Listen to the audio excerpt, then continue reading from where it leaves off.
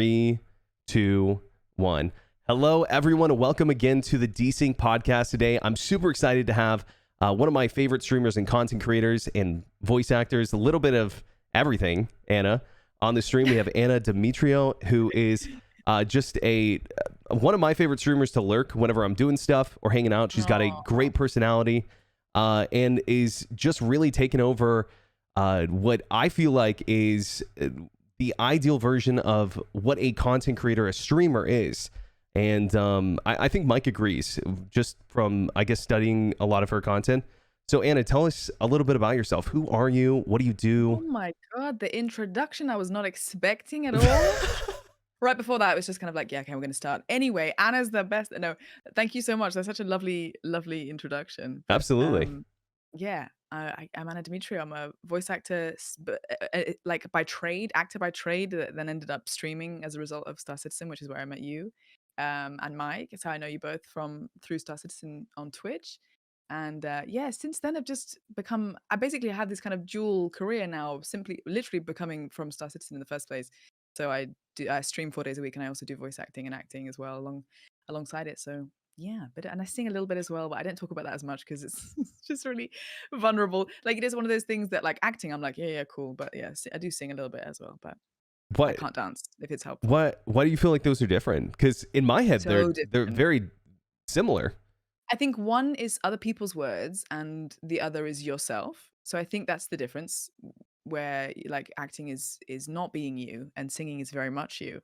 I think that's probably Hmm. the difference. There's such a safety actually in someone in saying someone else's words, and pretending to be somebody else, and then singing about things that have actually happened to you or things that you're actually feeling is so much more vulnerable. So I kind of like, yeah, it's more under the radar, I think, and just more of a sweet hobby thing for myself that I don't focus as much on, but I do it, if that makes sense. Yeah, I Cool. would have lumped them into like entertainment. I would Yes, have never thought them as I different things. entertain but cannot dance. That's the package deal. You're just missing one of Interesting. them.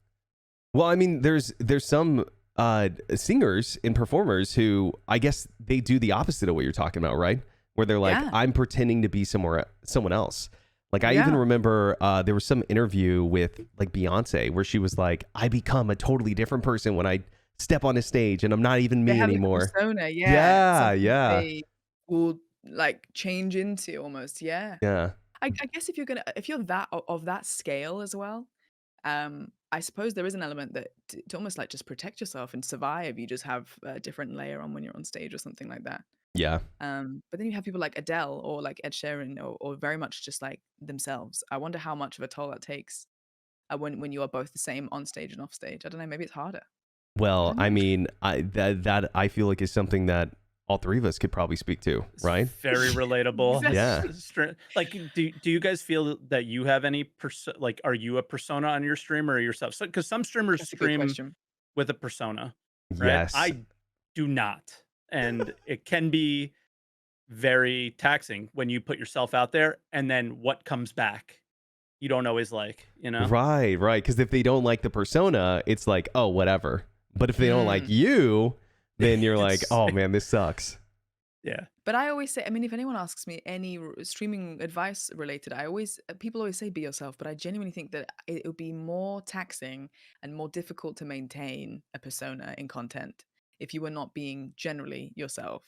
Because if you feel like you're having to put on a different jacket to just go to work, I just think that would be really, really, really exhausting to do so for so long, and for people to be tuning in and watching you and investing in you and supporting you in whatever way, that shape or form that is. You would want it to be yourself, I think. Hmm. So I always say that I would rather, even if it means like things going slightly different, or if it means growing some more slowly, or if it means not doing something or overdoing something, if it is more true to you, I think that is worth it more in the long run than the short term.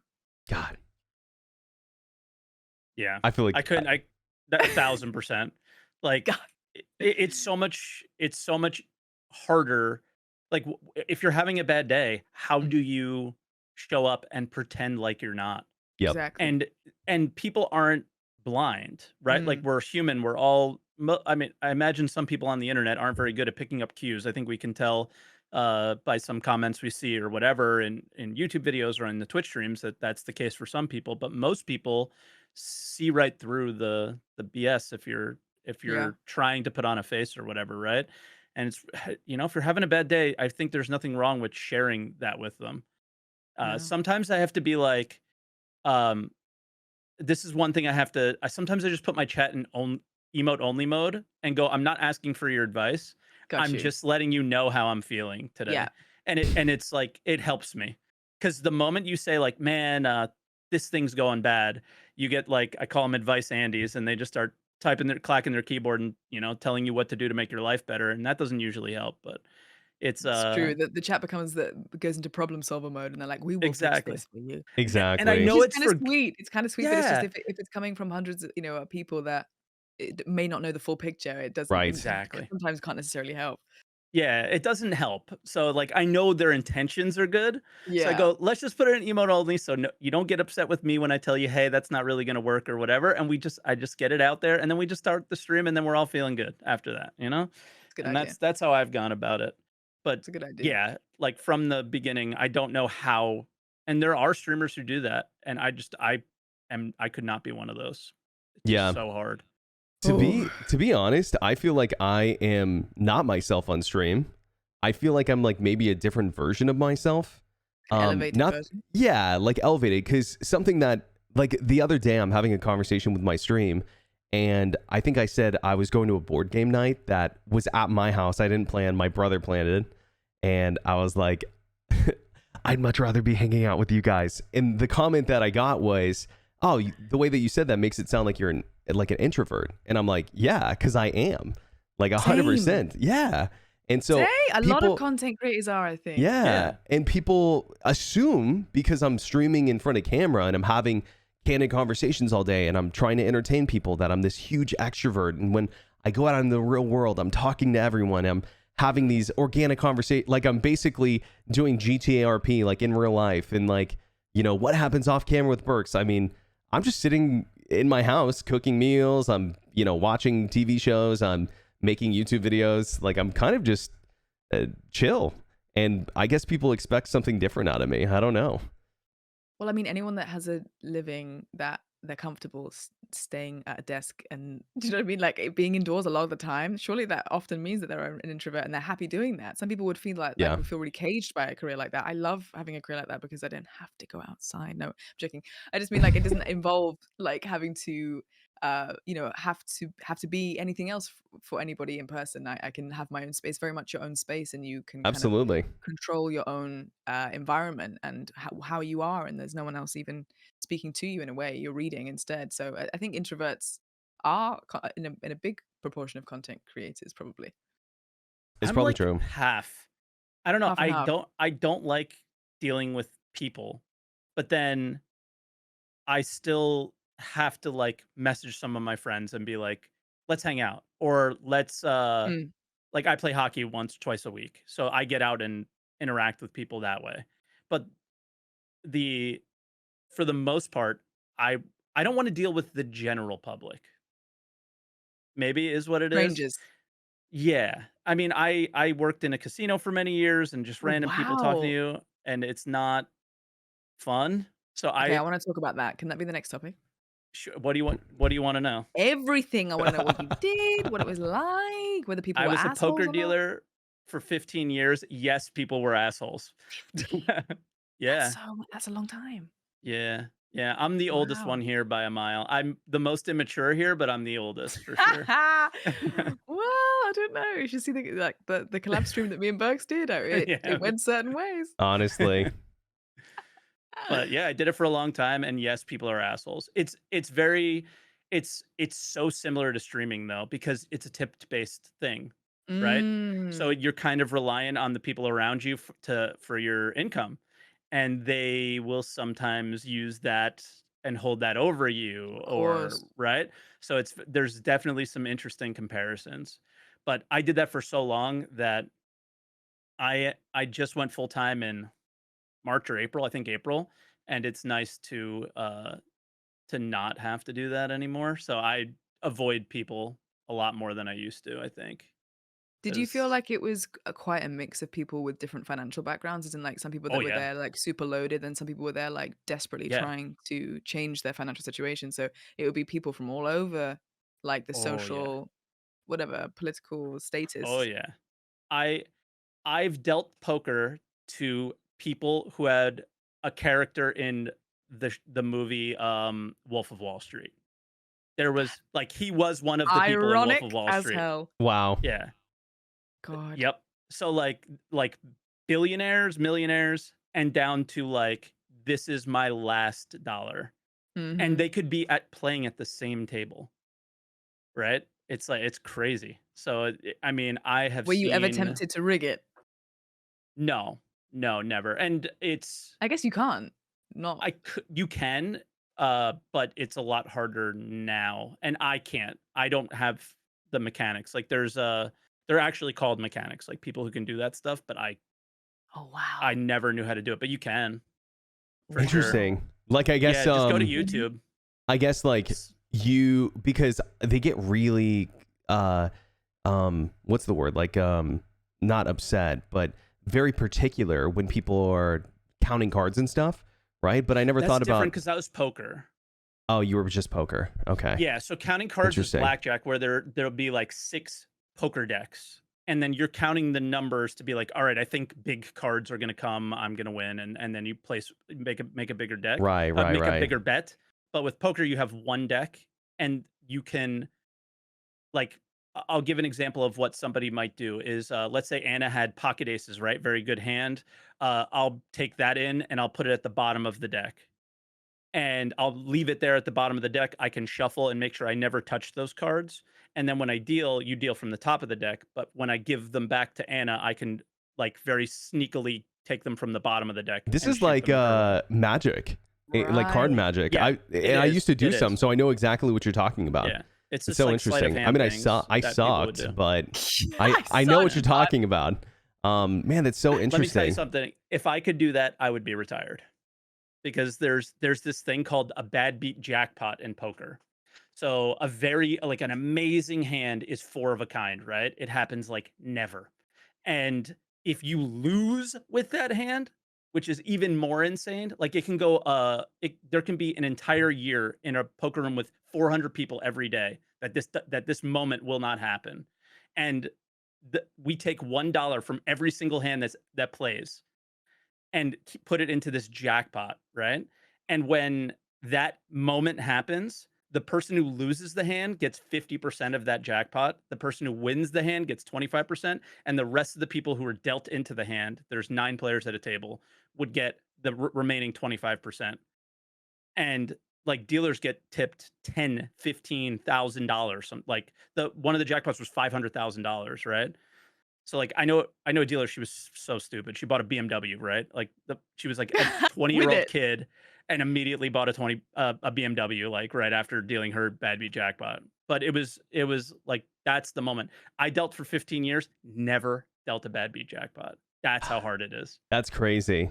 Man, Yeah. it's so interesting to But me because if I could set that up, I'd yeah, be retired forever ago. absolutely. It's so Mhm. interesting to me the correlation between like a dealer and a streamer. I never thought about it until you just They're the brought it up same. now. But man, whenever I went to Vegas, I played some blackjack and you'd sit down and you get an amazing dealer that they're like telling you when to hit, they're telling you when to, when to not hit, when to stand, right? And they have a good personality. They're talking to you. They want you to have fun. And then you go to another table and they're just silent. They're just not That's me. talking. Which I'm the silent some one. people like that. Some people like that. That's how I was trained. It's Yeah. crazy. I the like when my difference. dealer talks to me and wants me to have fun. Like that's cool. I mean, I personally, started in Atlantic City, right? And my first table was like a big game with a lot of like big money, thousands of dollars, right? And I'm dealing, and the guys were all just talking to each other, and they're like, making fun of each other, basically. And I am pretty. I think I like to like make jokes and might be witty sometimes, right? And I make some joke as I'm getting ready to leave, and one of the guys pulls me aside and he's like, "Listen, buddy, uh, listen, nobody gives a shit about what you think, all right? You just deal the cards and that's it." Oh my god. And but he's right. Like that's actually like in games like that with big money, they just want you to do well, and they'll always take care of you, and they'll treat you so nicely and with respect. But if you overstep your boundaries, they won't. So like all the big games with the big players, even like people you would see on TV, they all love me. But the the low end players, or I don't want to say low end, but the smaller players who are just there to have a good time, don't like me because I'm quiet. So I would make way more money on big games than other dealers that I work with, but they would make more money on the smaller games because they were more fun and entertaining, Wow. right? So it depends on who you're dealing with. Yeah. Hmm. So Even it's like people that work in service, people want to yep. have their table waited on in a different way. I don't. Hmm. If someone is like trying to make me laugh whilst I'm just trying to eat my dinner, or they're trying to bring me my main meal, I'm like, please, like I just come out here, I completely Yeah. just agree. I relax, just want to please. And eat. they're like, so what can I get you? And then I'm just like, please stop. But then some people they're like, love that kind of like going out experience. So Yep. it's so individual. Yep. Yep, absolutely. It's like streaming too. It's It just like you is. vibe with certain streamers or whatever, Yeah. right? Yeah. But it's that was my life. I do not speak when I dealt poker unless I was spoken to. So Mm. like when somebody engages you in conversation, I would talk to them all day. And then the other players at the table would get pissed off. And I would look at them and I would just go, "Have I made a mistake? Have I gone too slow? Or am I just, because I can do this game with my eyes closed." So it's like, is there really a problem or are you just miserable? And it's just like, "Oh yeah, that's right. You're just miserable." And we'll move on. And Wait, that's Did sorry. it. you have to Are we get like talking about your trained? Twitch chat, or are we talking about? Both. Both. Because they're just as miserable. Oh Both of God. them. Yes. You invite people that are like you to your Well, Twitch chat. this is really interesting, right? This is a great point that maybe we can talk about. Is like, Mike, you've kind of made yourself known for being like the hot take, even though like I feel like I have just as hot of takes, like just as like quote unquote salty of takes about the game, right? Because we care, Everybody does. right? You've kind of made people expect you to be that guy in the community, but then like Anna, you have a completely different side of streaming, right? Where people come to your stream because they want to relax, they think you're really sweet and really charming, and so they just want to like hang out and see what game you're playing. Right, like Hopefully. you've seen this massive success over the last like what 12 months, 2 years now, where it's like you've gone from playing Watch Dogs like 75 viewers to now you're Yeah. streaming some game that most people don't even know about, and you're getting thousands of views, right, on like depending on the game or moment, whatnot. Sometimes Twitch put me on the front page. At the moment, Twitch UK are featuring me for a few weeks. So if it Right, goes over but that, that's because they're on there. But yeah, maybe well, one I day. mean, let's say even not when you're being hosted on the front page, right? Like you're still Yeah. pushing hundreds of viewers, like upwards of 1,000 when you're playing these story-based games because people want to hang out with you, right? Also, So don't sell yourself short. To get on the front page is people don't put people on the front page that don't deserve it. It's true. Typically, right? Aw. So I mean, they reached out to you, right? Yeah, there was or her, yeah. it was, I think earlier this year they wanted to feature some more women in the UK. So they picked 8 girls to cycle twice a week for 3 months. So they said, "Would you like this opportunity?" I was like, "Oh my goodness No. me, yes, please." No. So I No, said, thank you. "Sure." Like, and then afterwards, they said that out of all of those girls, that I'd had the highest retention rate. So they said that they were really surprised at how many I'd kept from that. Because it's From that hard. stint. If you guys Yeah, don't know, if you're listening and you're like, oh yeah, getting viewers on the front page is easy. Let me tell you what, it is not. Like I actually had a moment on the front page back in the day where we were doing a charity stream for Star Citizen, and I had gotten like a front page feature where like I was highest on the algorithm, and I was up to I think 16,000 viewers for which sounds amazing, right? Woo! Next It day, is. I load up, and remember, this is like when this was like years ago before I, was more established. But next day, I load up the stream, like 100 viewers, and let me tell you what, that is a lot more of a like negative hit on my ego and like my like I guess not effort, but my mentality on being successful as a streamer versus getting the 16,000 people there in the first place. Right. So it was tough. It was really tough. And so to see like you're getting so much retention from that is really, really cool, because people don't understand it's not as easy as just getting a big shout out from a big streamer Yeah, or getting featured I on the think front page. it's What do you such a attribute it mixture of to? things. It's a good point. I think so. Basically, they all have all of the stats, so they see um if I ask Twitch like when are my best days, or what is my best time to stream or whatever, they could give me that information if I wanted to. I've never actually asked them because I don't think it would actually help me mentally. I don't want to have to change what works for It's a my good point. lifestyle for the sake of uh I don't know, just stats really, which is not my driving force in general really. So I don't want to be like, oh okay, well Thursdays are really good, but Thursdays are the day that I have off to myself. I'm gonna sacrifice that for the sake of viewers. Like I don't want to have to do that if at the moment I'm happy and things are working fine for me. If they're not, maybe I can ask them for some, for some stat help or whatever. But they had some stats, and they saw how many followers that the front page feature had given me and how many concurrent viewers it had kept. So I think probably before the front page, I had maybe an average of 250 people, and then maybe by the end of the front page, after 3 months, I had more around 300, 400 that had stayed long term, which is obviously it's just a big jump for Absolutely. 3 months. And so To they put that said, into perspective for people, I probably averaged 200 for 5 years before I started averaging 300 or 400 as I am now. Yeah. So like yeah, that's a big deal. Yeah, that I mean that's putting that's why they're so impressed by it, cuz I mean, I'm not going to compare my situation to yours, we're all different, but I think that mm, that kind of puts that into perspective of like the time frame, like that's so different and yeah, that's awesome. it was Yeah. really, really short time. And I think something wild like 3,000 followers in a few months. It was just like a lot of things happened in that Mhm. time. And because they thought that it worked, they basically said, we'll put you on they call it like the backlog of the carousel. So they said, if they've got no sponsors that have paid for that spot for that month, or if there's nothing going on, they have like an automatic roster, I suppose. And so I think I'm put on the backlog of that. So That's I cool. will sometimes have yeah, and they they didn't even tell me this. It was last week. Someone in chat was like, "Why do you have 2,000 viewers?" And I was like, "I don't." And they were like, "Yes, you do." And I was like, "What?" And then I just saw, and I was like, "Why am I on the front page?"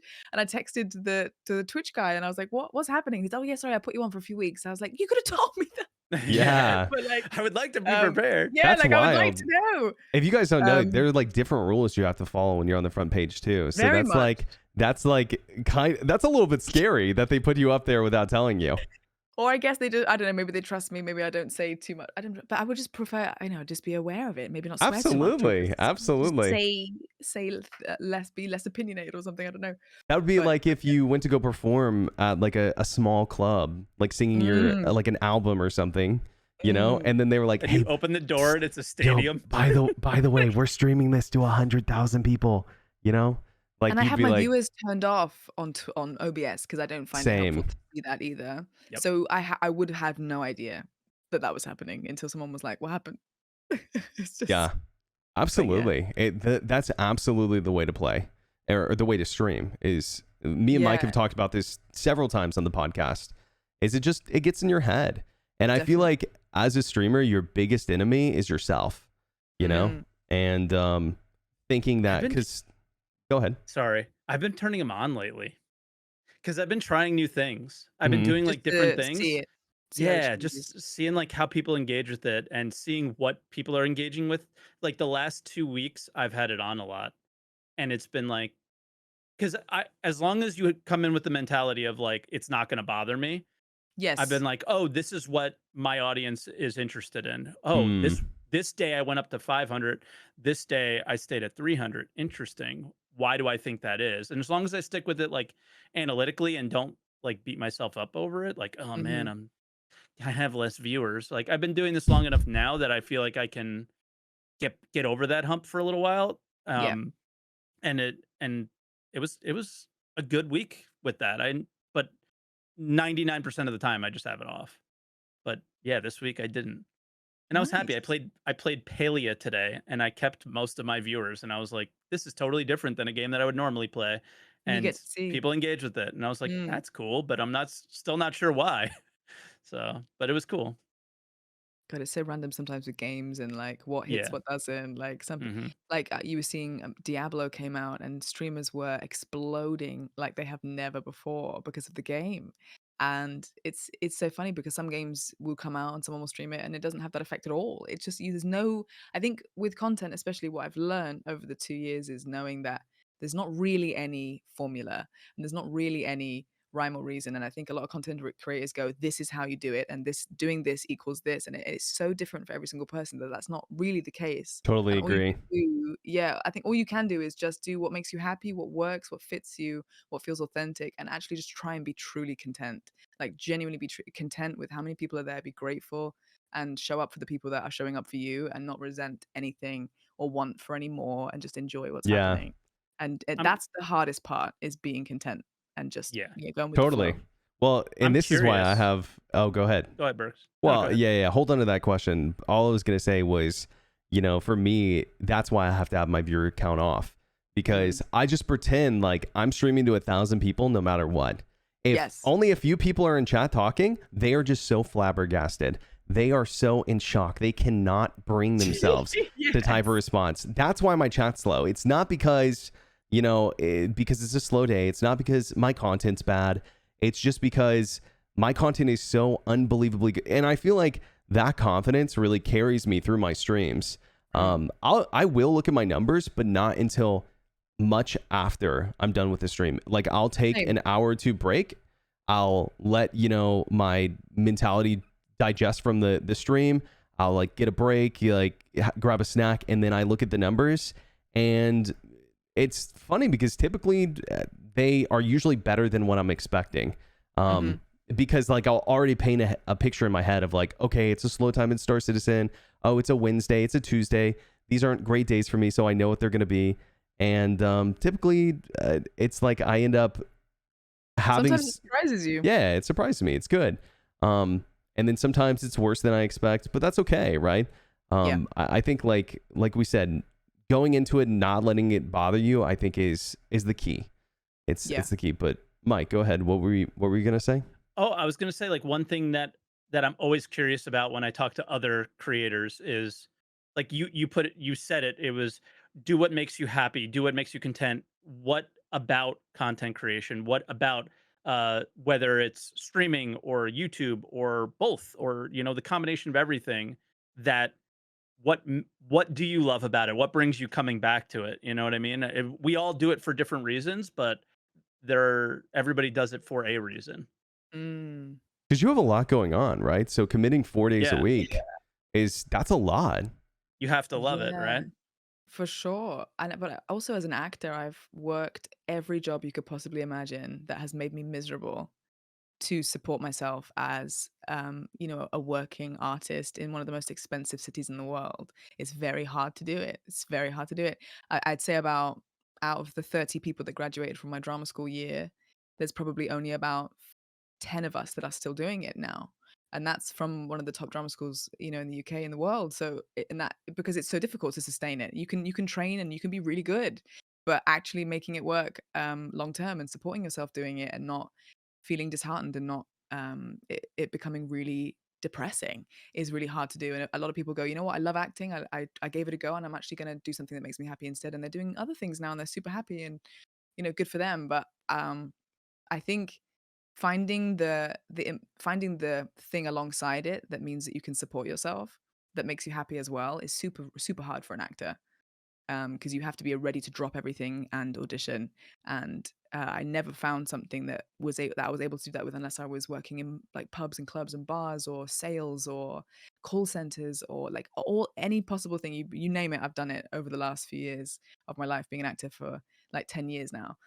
And then streaming has become like the absolute godsend. It's just a way of me still feeling like I'm entertaining, which is the whole point of the whole thing that gets me up in the morning. And once, like, the whole part of me that loves acting is being able to entertain people and connect to human beings. That's literally why I am an actor as well. So I have that element that comes through from streaming, but linked into my acting because a lot of people are there from the games that I have worked on. So they recognize the other part of my life. And I love video games and I have since I was 12 years old. So it's like I wish I'd put these two together and wish I knew what Twitch was when I was 22. Maybe I could have had more years doing it, or maybe the timing was perfect and this is the right thing. But it just suddenly feels like, oh, of course this would have made sense, of course. And I feel now like every day I go to work, whether it is acting or streaming, I suddenly feel like I'm in the right place. And I'm happy doing either almost equally. When before I'd be like waiting for the acting and being so excited for that, and then hating, being at the bar until 2 a.m. And this is now like, I feel like I would There. sacrifice so much. Yeah, I would do anything to be able to keep this. I'm honestly just living the dream. But it's so funny because it took me till 30 to get there. And a lot of people think that you have to have your dream job figured out by 25 or 21, or when you just get out, you go straight into it. And it's taken me a long time to get to Yeah, this now. I'm so grateful for it, and I would really, really do it a lot to protect it. man, that's Yeah. so cool. I think that's something that this sounds like a goofy quote to bring up, but something that Mark Cuban said was fail as many times as you can before you're 30. And man, 100%. I heard that whenever I was younger, and I was like, yep, that's me. I'm gonna try as many things as I can and figure out how to make myself happy, like with my career. And Mm. I heard that right in the middle of working in film, and I hated my job so much. I don't know if we talked about this before, but I hated We did it working in on film. our first ever collab. We talked about it. Yeah. I was like working until like 10 p.m. at night. I come home, start my stream till like 8 a.m. Sleep in my car My before I God. walked into work, sleep on my lunch break, go home, do it again. And I figured out that if I wanted to be happy, I needed to quit my job and give the streaming thing a try, even if it didn't work out, right? Just I so you just know, yeah. needed to try. And so, man, I'm so cool, like so glad. It's so cool that it worked out for you like that. For you guys who don't know, can you talk a little bit about how you got into streaming, like what happened? Because it's a really cool Yeah. story. Yeah. Sorry if it's boring for anyone that's watching that's heard this a million times, but I did voices and mocap for a game called Star Citizen, which I had no idea what it was because I was a console gamer. I've always been a PlayStation person I've been gaming for my whole life, but it's never been PC. It's such a different world to me. I didn't know how games could be played on a computer. It doesn't make sense to me. Gaming was couch gaming on the console, that was just what gaming was. I didn't understand. So they were like, it's a PC game. So I was like, oh, I probably haven't heard of it then. Okay. So I worked on it, moved on. And Cobra TV, who is another streamer, great guy, he had found a clip that I had posted on YouTube and Twitter, I think. Also, this went around Reddit massively as well. I posted a 60-second clip of my motion capture that they gave me permission to post. I asked for permission. It took a long time for me to even give me clearance to post it, but it was just 60 seconds of me working on Rowena Dooley in the Assault on Stanton stuff, I think. Back then, was it that one? And I just thought it was fun because I'm a game nerd and I'd never seen myself with all the dots, and it was just really cool watching it back. So I said, oh my gosh, can I post this? They said, yeah. So I posted it, and within 24 hours, about 10,000 people had watched this video because the game obviously was huge, and I had no idea at all. I also didn't realize how few and far between voice actors were in the game, because it's not just like I'm a voice actor in a game. I'm one of the only voice actors in the game because not many people speak in the game. Yeah. So I think that's Even the what, players can't. yeah, like honestly, I think that's probably why. I think that's why Star Citizen is so impactful and why it took off more, is because I'm not just one of 100 voice actors or one of Yeah. 50. I'm like one of maybe 5 or 10, or there's not many people that speak in the Well, game. Enough that you listen to a even lot. more than that, right? For you guys who don't know Star Citizen well, it's the voice actors who quote unquote are there don't work most of the time. And so They don't activate. Right. They just Yeah. highlighted a mission, and it's like kind of out of date now because they're too busy working on the new content to like keep the old content like up to gear all the time, because they don't allot the right time to do it. And so Anna's like one of the only voice actors that consistently work in the game that I've seen. Mike, would you agree? Like I can't think of Yeah. another one that consistently works. And they've taken some of them out actually. Like with Levski, they removed 2 voice actors, right? So those guys are gone until they come back. And so Anna's And like they were legends in the game. they were too. legends, Anna. So you're the only Yeah. legend now. I've heard about one female voice that everyone was saying, do you remember this person, or have you met this person? And I couldn't remember. Tessa Recco Bannister? Battaglia, probably, or Tessa Bannister. That's got to be the one. Yeah, I think that one. Yeah. Yeah. That one. She Well, was the original. Yeah, and then there's Twitch, OG. right? Twitch Pachico. She's the art She's corp there, lady. though. She's there. She works, I think. I don't think her mission Sometimes. does.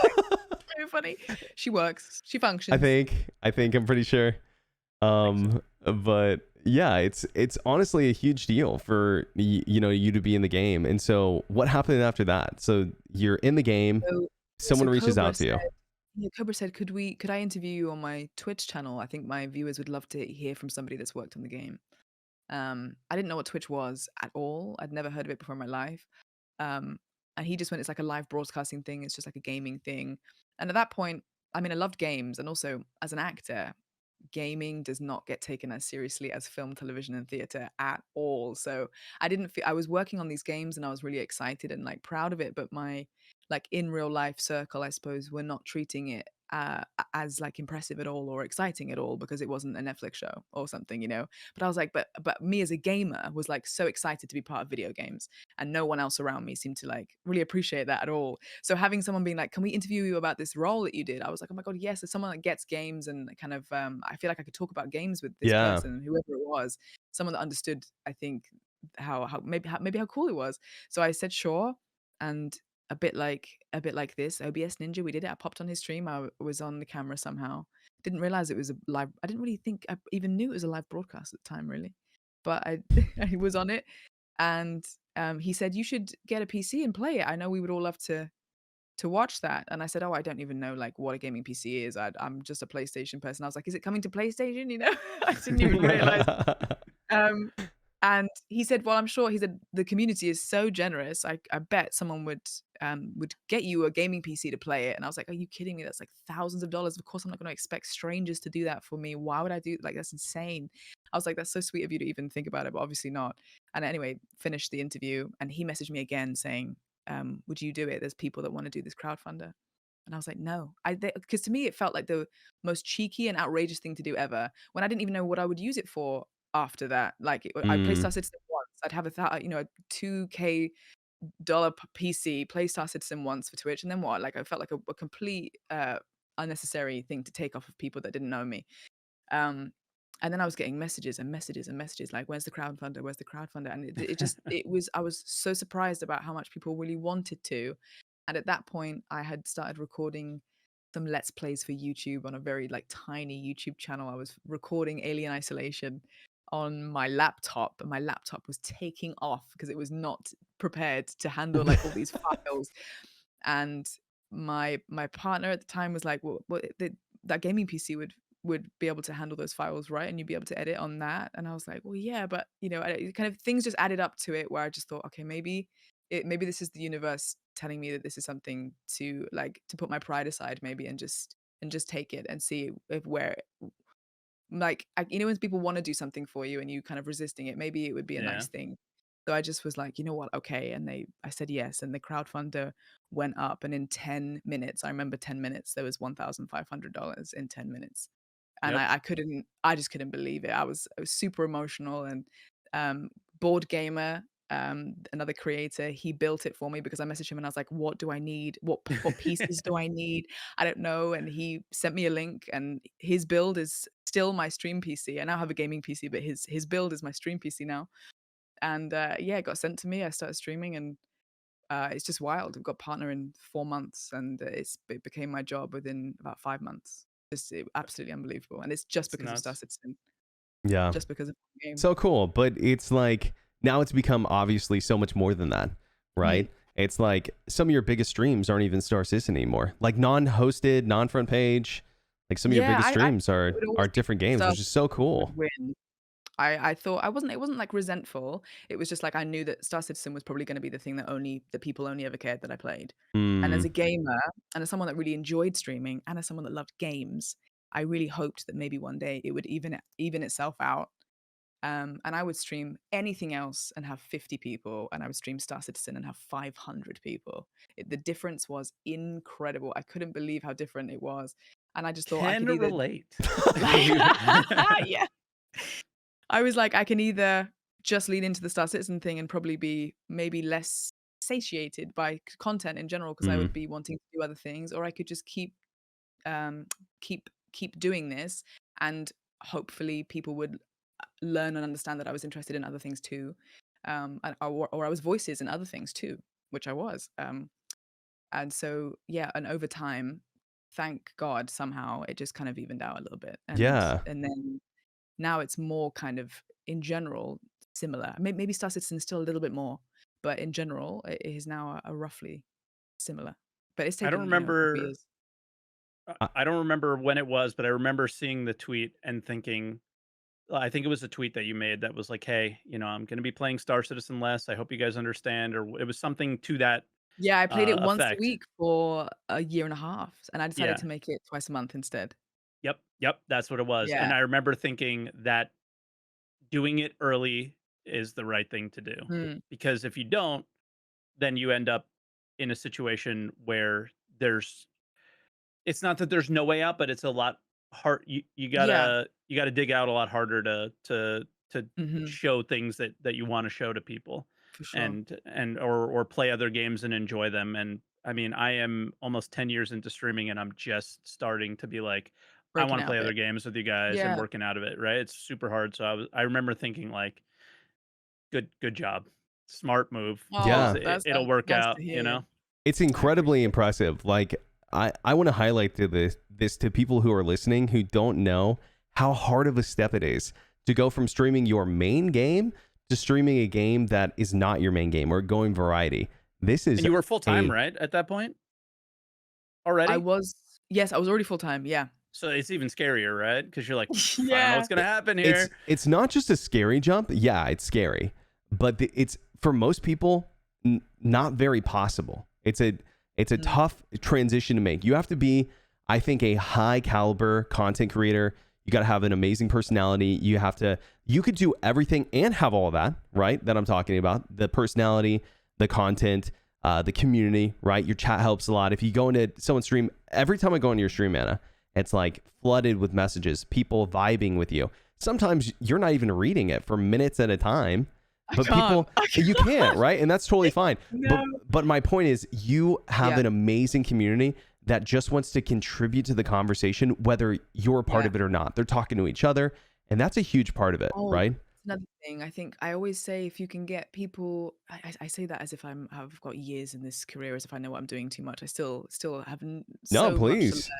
But like It's when what works people, for you. yeah, yeah, I That's guess it. so. Like if when people have asked me, about streaming or if they for advice, because I think when you have been doing it for a certain amount of time, people do come to you and go, or ask you or pick your brains about things. I always say if you can get people to come to the stream for you and not what you're playing, first of all, that is the golden uh orb of being a streamer. If you can get people to show up for you and not what regardless of the category, if they're there for you, that is like the golden nugget. But also if you can get your community to want to show up for each other and like actually have a Mm, community that enjoy spending time with each other, and I could be on holiday or a weekend away and I come back to the Discord and they're all like catching up with each other and supporting each other and like having fun and playing video games, in the Discord together and stuff, and building a group of people that enjoy each other and not and enjoy their love of you, obviously, but also enjoy their love of what they're watching together as well, is so special. And when I see everyone like greeting each other in the chat in my starting soon screen, it's just such like the warmest feeling ever, because I know that regardless of what I'm doing, they'll just enjoy a conversation amongst yeah. themselves. It's really nice. It's so sweet. Yeah. What's your starting soon screen look like, Berks? What's your chats like? What do you mean? Like in what context? Is someone like Well, first? mine is just like, I wonder how Lady's gonna be today, and they I'm just, always late too. yeah. So my I have a schedule, number of late emojis now. my They've schedule added. is supposed to have me starting at noon CST every day. And if Mhm. I'm 1 minute late, offline chatters, where's Berks? Yep. Time emote. They're like spamming the time Yeah. emote. They're like, where's he at? Where's he at? Literally. And they'll continue to do it. Like I'll be 12:15, still not there. 12:30, still not there. Mod check, where's Berks? Where's Berks at? Another late stream. That's what mine looks like personally. They know my excuses now, and they guess which excuse it's going to be. Oh God. Yep. I end up pinning a message at the top being like, I am eating a sandwich right now. I'm not going to lie to you, but I'll be with you in 2 seconds. And they're all just, spamming the shaking head emojis. Yeah. So Ah. funny. But I love my community personally. Just a bunch of goofballs who just love hanging out. Like I was talking to Mike before the stream happened, was one of my streams this week was just like really slow. There wasn't a whole lot going on in the game. And it ended up being great just because I was just talking to my chat about the most random stuff. Mike said he had a conversation about bread the other day in his stream, and it was Yeah, like, this morning. it was, yeah, and Bread. they loved it, you know? Yep. But it's like, those are my favorite streams, honestly, where we talk about the most random stuff and we get That's also your heated. chance to show your community who you are, even in those Yeah. stupid questions and those Yep. stupid conversations about bread. You get to hear about your day or your life or how you feel about something, and that's what makes people connect to you. Is when you get to have those conversations. It's not just about video game all the time. It's about how you feel about anything. Yeah. That's what I think. It's actually team building. It's team building, character building, all of those things. Bread. Do you feel like have you had any negative experiences in the streaming space that you're willing to talk about? Of course, you don't have to share. I imagine you have a pretty solid mod team. Yes. Only, I suppose, more the last year, especially. Because I guess I didn't need one so much until things get more intense, I suppose. I also find it very fascinating, the difference between viewers and chatters. Absolutely fascinating ratio. You can have a chat. I'll walk into a chat that's got 5,000 viewers, and their chat is slower than mine when I have a tenth of their viewership. But mine are chatting away, and I can't barely keep up with everything that they're talking to me about. But then 5,000 people are just more kind of lurking and more kind of happy to be more withdrawn, and they're not trying to get attention from the streamer at all. It's really, really interesting. But yeah, when I think the chat started popping off more, and people being, obviously being a woman on Twitch or being in the space welcomes a lot more kind of weirdness, or like Sure. sometimes parasocial things, especially as a voice actor, has been hard.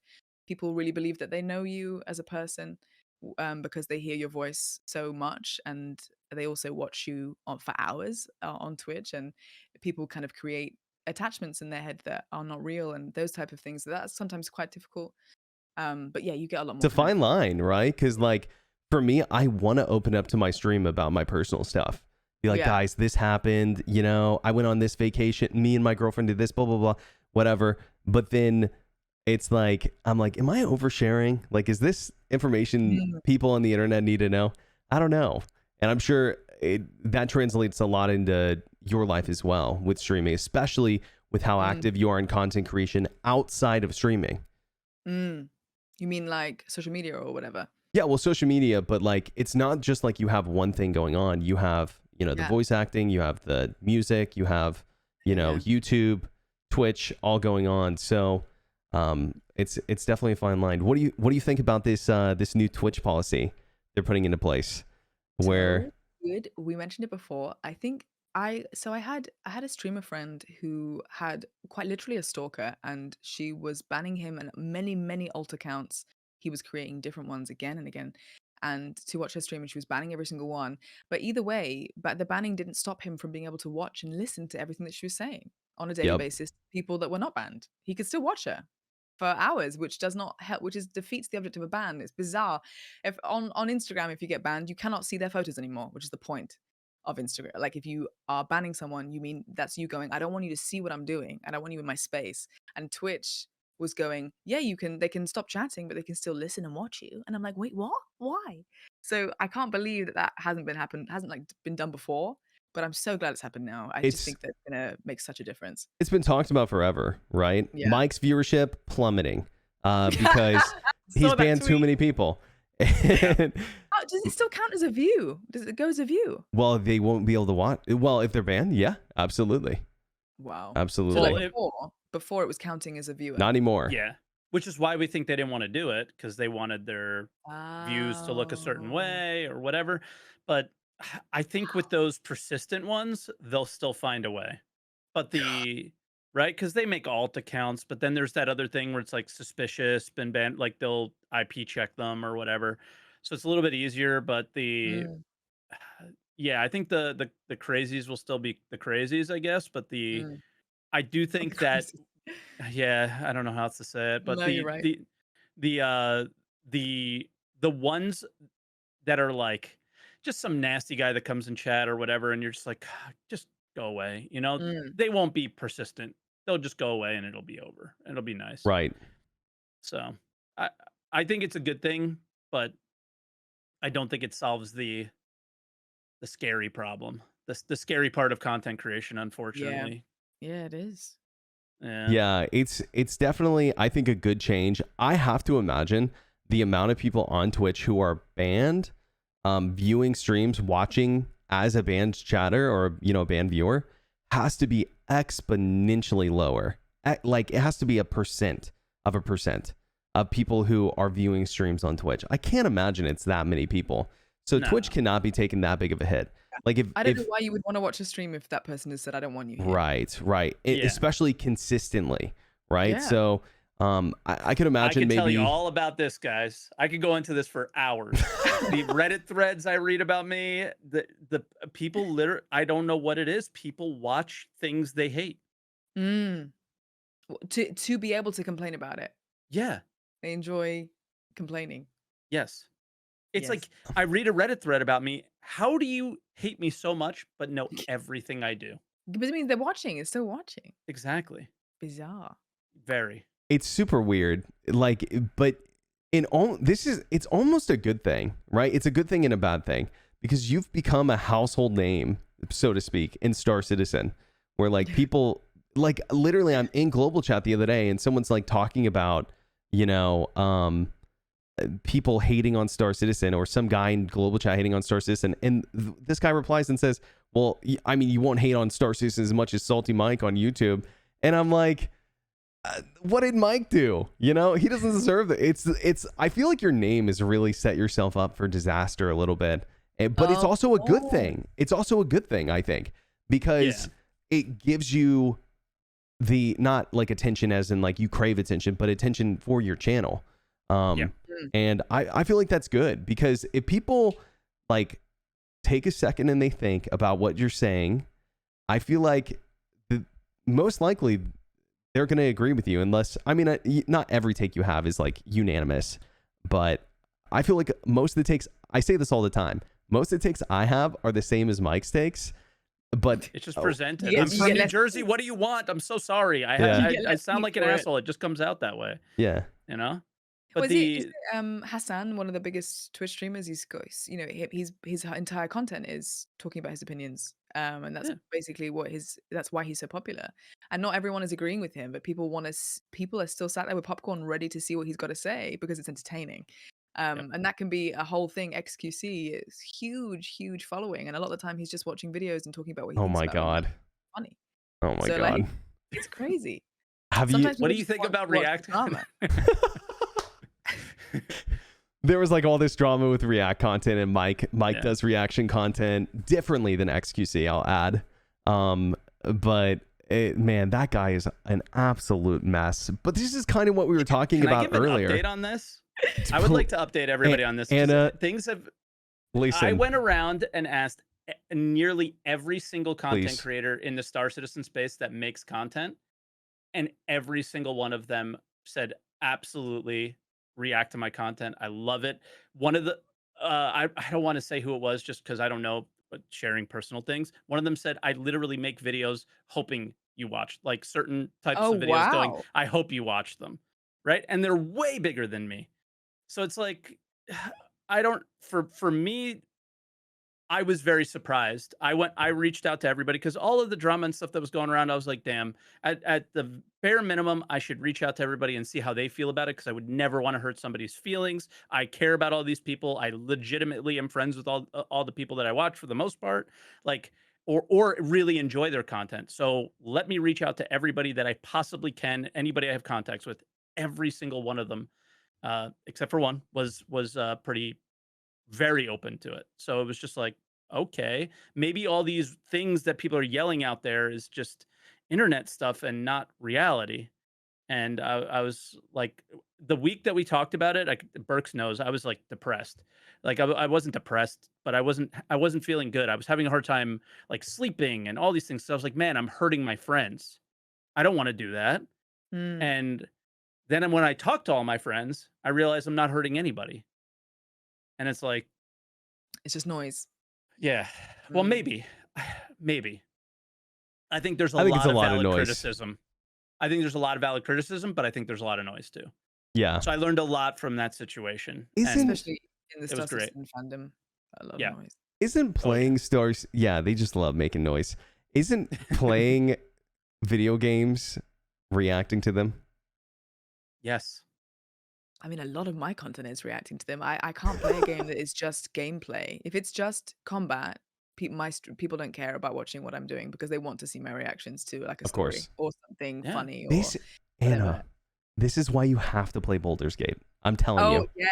I'm I telling know. you. It's just such a different format. I feel like I would have to try it out and be like, okay, is this entertaining for you? Are you having fun? I'm Because it's telling you, so there is having the top-down point and click thing is I've never done that before on my stream. It could go horribly wrong or Mhm. it could be great. It's not quite point and click. Well, it is, but it's not quite top down, is what I mean. But if you guys don't know, Anna did some voice acting in Baldur's Gate, and not only that, but also it's like you love the Telltale games, you love reacting to the story Love and stuff, That is fun. right?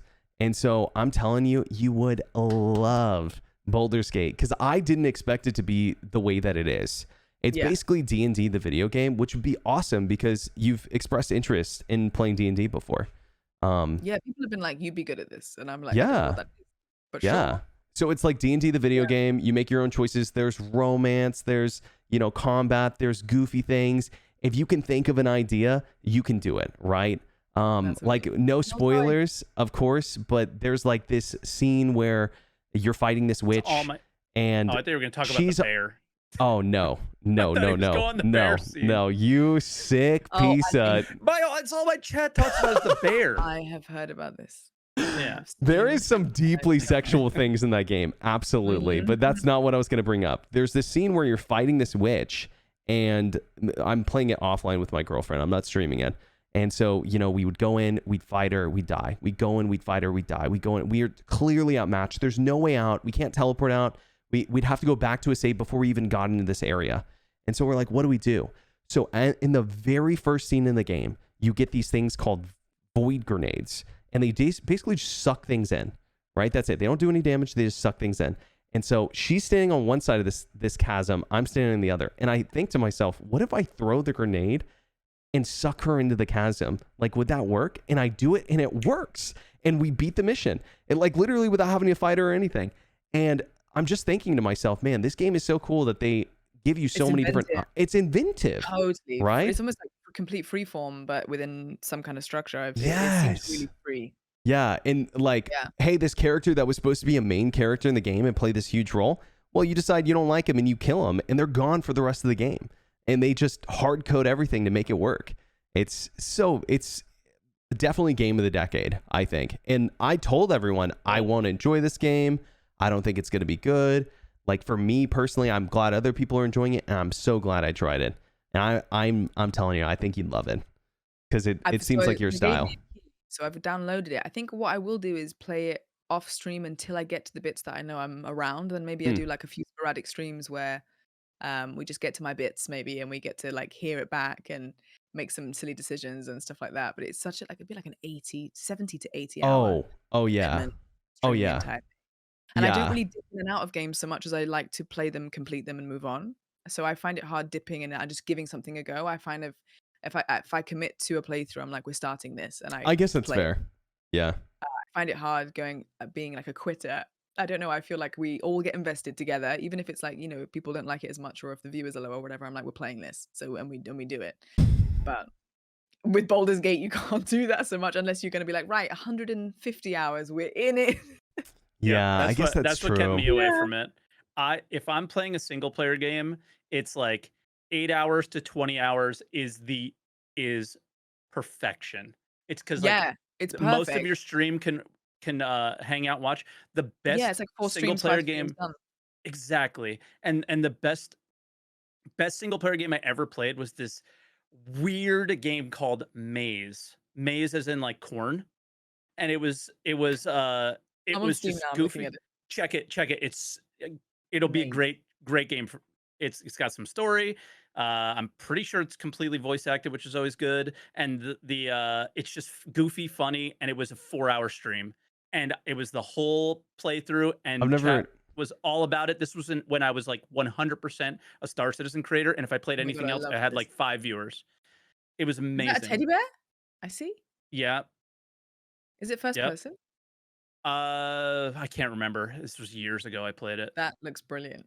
Yeah, got check it out. Interesting. It's funny. It's just little for me. It's like the length of time that you can keep people engaged, the Mm, better. Like, I guess I was going to ask you earlier about something else, but and I'll come back to that. But when you do these, because most of the content you're making is let's play story games, right? That's kind mm. of what you've been enjoying. And do you find it like at the beginning, it's like, yeah, everybody's like gung ho, and then it tails off, and then the people, because it's a commitment for you, it's a commitment for For them. sure. So They when don't you want to Depending choose on watch games, do and you? yeah. so the top three. I just was wondering what that noise was, and the trailer for the game was playing on in the background. And I was like, "What's that?"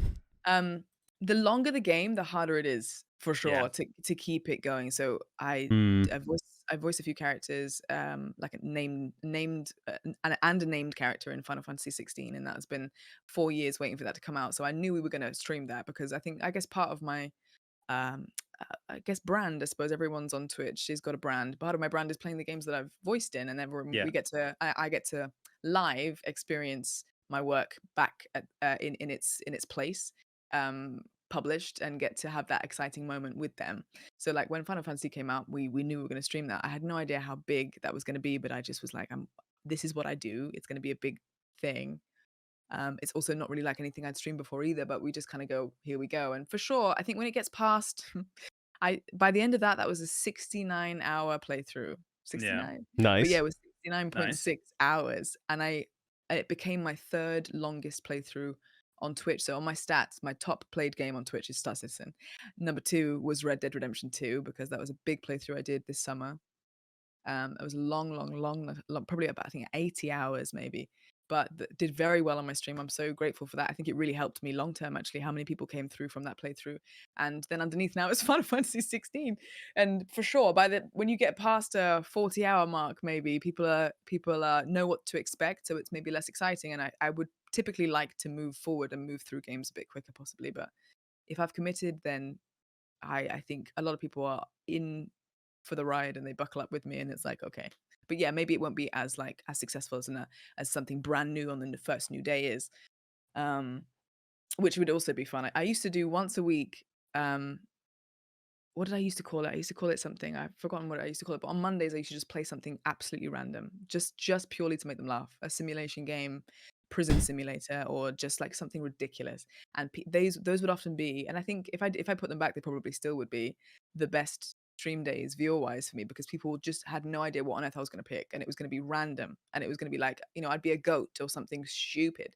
But they knew they don't have to invest anything. They don't have to buy into a playthrough. They don't have to follow a story. They can just laugh once, we know it's over, and then it moves on. And sometimes I would like to put them back, but then I end up losing days. I've got one day on Star Citizen and then one day on those, and if I It's wanted to do a hard. story game, it was fitting in and trying to have a day off too, and I couldn't do all three for a while, so I took them out. It's tough, That honestly. Check Like out that maze game. I Telling I'll you, have to it's as well. super goofy. It's super goofy. I just remember it being so fun, and I'd never seen my chat engage with anything like that before. And amazing. that game made me want to start playing story games on my stream, but I never found anything that was like The the right length size. that, yeah, the Yeah. right length, and that was keeping them engaged. And I would look sometimes, but that's honestly what's kept me from doing it. Is I made an alt stream. I started playing those games on alt streams. Like I played through Diablo on it, and I'm like practicing playing something other than Star Citizen to bring it to It's my just also a mainstream. different thing. It's like a different muscle. Even when I'm playing Yeah. Star Citizen, I know what Oh I'm yeah. gonna be thinking about and where I'm heading and what I'm doing. And then with something else, it's like it's just a different content muscle as Story well. Yep. games are, yeah, Yeah. totally different. It's like the Like story, giving like space letting to the listen to story. it, Yeah. like react to it, talk to the chat about it, feel it, like all of those things is such a different thing. And Star Citizen is like, what bug am I getting today? Yep. And can I pick up the bottle or will I fall through the floor? Exactly. And those are the best days, right? No.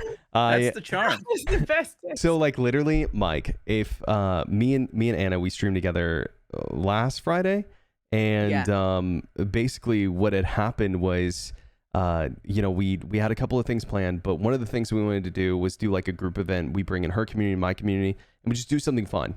And so I come up with this idea. We're going to do hide and go seek at Ghost Hollow.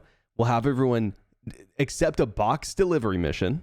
So they get a marker for the center, and you can be within 300 meters of this box. If you're 301, you're out, right? You're disqualified.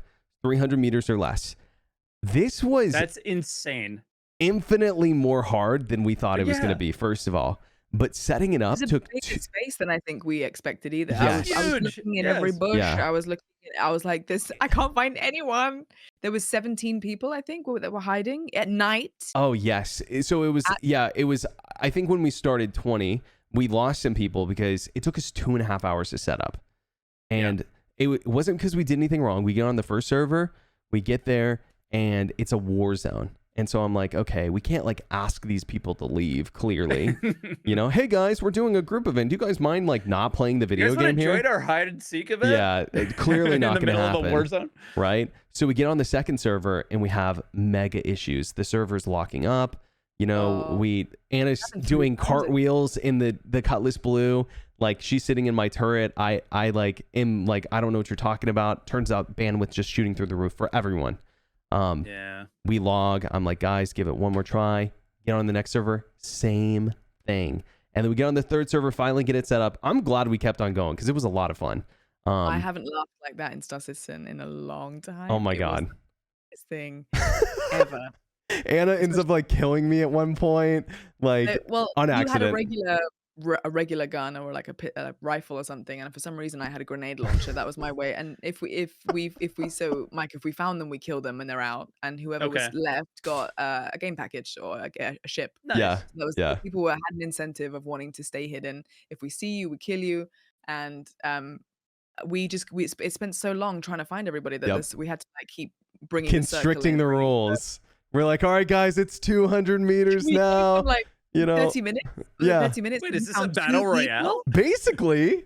Yeah. Sick. Yeah. And then we went longer than I thought, Anna. Like literally at one point we were at 100 meters. We still couldn't find anyone.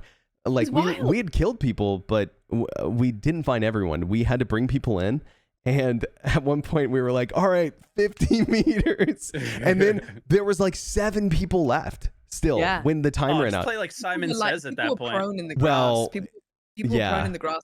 And then we had like torches on to make it more helpful. Yeah. But then there was about, so you're right, 7 people left. And then we didn't know what to do. So we went, okay, fist fights, no takedowns. Nice. And we put them in a square. Everyone backed off. And then that didn't work. Like, each other to death. Yeah. And even then people weren't going down. So we had one of your guys was like shooting randomly at people. Just, like, through the middle. And then we were like, takedowns allowed, anything goes, just knock him out, kill him. Like literally we had to push it. Yeah. It was a mess. It was a mess, but it was so much fun. It's so much fun. Talk about the difference of playing a multiplayer game and making content versus playing a single player game and making content, right? Absolutely. It's totally. Completely different, and that's like the perfect example right there. That's so cool. Absolutely. They're both amazing, but they're both just wildly different. So different. Yeah. Absolutely. And do you know we also got ambushed twice when we were just looking for everybody in what we were already setting up to do, and completely unrelated people were just coming there to loot. So there was just like a fury was going around looking, and they almost killed me. Abandon what we were doing and try and hide until he left. I grenade launched it from the ground, got him once. Yeah. It was so funny. You shot a ship with the grenade launcher? Yeah. That little guy? That's sick. And honestly, I think she may have disabled it because the Fury is so weak. But I'm not sure. I don't know. That's awesome. But it was wild, because like we're doing this hide and go seek thing. At first I was like, all right, guys, we're calling it off for now. But then I was like, survival of the fittest. If you get killed by these guys, you're out. Because we were just like rolling with it. But that's the cool thing about Star Citizen. And this is why I think... Inferno, right? Oh my God, yeah. Anything for the Ares Inferno. This is why I love Star Citizen, right? And why I want more games out there like it. Like I literally couldn't pivot to another game if I wanted, because there is no other game out there, barring I think one I could name, that gives you the same kind of content delivery, right? Where you can accomplish the same thing. Sea of Thieves I think is kind of close. Where like, you're on a ship, like you run into people, you can VoIP, like you could do team ups, like there's interesting stuff. Rust is the other one. It's just incredibly toxic and sweaty. Rust, yeah. It could be, that. but that game could be so fun. I think if you could, I guess, There's servers manage. that are like have different rules, right? Right, Maybe it's yeah. a little more chill. Yeah, maybe. It's maybe Have something you ever tried Ark? Yes. I've never played Ark. Yes, briefly, very briefly. Why all of the things I could never have expected to happen because of public servers was just hilarious. Oh my Honestly God. hilarious. But so Did you it was play it on taking up so stream? much space on my PC. Yeah, I streamed it once. And I had a goose and I was laying an egg with the goose and I was trying to find I was trying to tame a beast to fly and there was some guy and he was taking all my stuff and it was just like Oh so my much was God. happening. Sometimes when you're streaming and things are happening to you as a streamer, it's so funny because it's not in your control and people were just taking stuff. Or I guess I get stream sniped quite a lot. I was getting in Star Citizen especially. I was getting stream sniped quite a lot and that was frustrating. But when you get stream sniped in a different way, in like a game where it's about dinosaurs, then it's just ridiculous because then someone's just stealing your dinosaur egg and someone's not just blowing you up and ruining your entire 4-hour progress. It's like a different kind of thing, and it was so much easier to handle, and it was so funny. But yeah, it's huge. I mean, how big is it? Have you seen how big it is on Steam as a file? It's the biggest thing I think on Steam, or one of the biggest things on Steam. Really? Oh, for real? How big is it? Call of Duty is like 200 gigs. Well, 262 gig. 262 for Ark? Yeah. What I had the to delete hell? everything, and that is just the bulk. That's just the base game, and if you want to add like DLC, so there's also How? Why? Hold on a second. I need to check how big Rust is because it's like essentially the same. Someone isn't going to be in the comments. Rust is nothing like Ark. Actually, Okay, check this out. Rust, same premise, right? You don't tame animals though, of course. But like there's helicopters you can get and there's like, different beasts and stuff in the game. So same kind of premise, 21 gigs. Let me look how big Conan is. That's similar too. It's a pain for me to look. It's on the same monitor that I'm seeing you guys, but I don't think Conan's that big. And they're very similar. You tame beasts, everything. It's like they're clones essentially. I was thinking Call of Duty was the biggest game that I had. I mean, even this Ark. Call of Duty. Call of Duty was like 200 gigs at one point. One of the add-ons for Ark is 68.68 gig. That's just like a DLC add-on, like a little content add-on. 68. That's so weird. And graphically, Ark it's not. Yeah, we're not pushing the boundaries here. So interesting. It must be a size thing. Like maybe the game is big. I don't know. I don't know how it works really. What makes I don't know because like. Rust, it's kind of the same idea. You land on an island, you build a base, whatever. So the fact that it's so much bigger is kind of wild. And I guess they're working like at Ark 2. Yeah. They're doing something, yeah. Doing something interesting. So what do you think, like, what's your favorite games to play? Does that differ from your favorite games to stream? Or are they kind of similar? I think the games that I love to play are these really tough, emotionally challenging story-based games. So like The Last of Us is my favorite franchise of all time. Oh yeah, of course. Streaming that would, I think, ruin the experience for me. And people have always been like, it's your favorite game, stream it. And I just know that, having funny pop-ups on chat or, having to talk to chat when something like that is so dark and so emotional, it for me would take away from that, I think. Or I would have to play it with like everything turned off and chat be more of a fly on the wall. Sometimes if I'm recording something like what was I recording especially? I had things turned off for a specific playthrough so I could. Plague Tale Requiem was my biggest kind of voice role ever, and that's a really dark, emotionally fueled game. So I had everything turned off for that, and I was recording it as well for YouTube, and I kind of asked chat if that was going to be okay, and they said yes, they still wanted to watch. So I basically just almost didn't look at them the whole time, and then between like levels it would be like chapter finish and I would come back and talk to everybody, and then otherwise would come back because it would just, some things, I think emotional momentum for certain types of stories, especially if they're difficult ones, can just get derailed by having people talk to you about what they have for breakfast. It sometimes can't my God. be that way.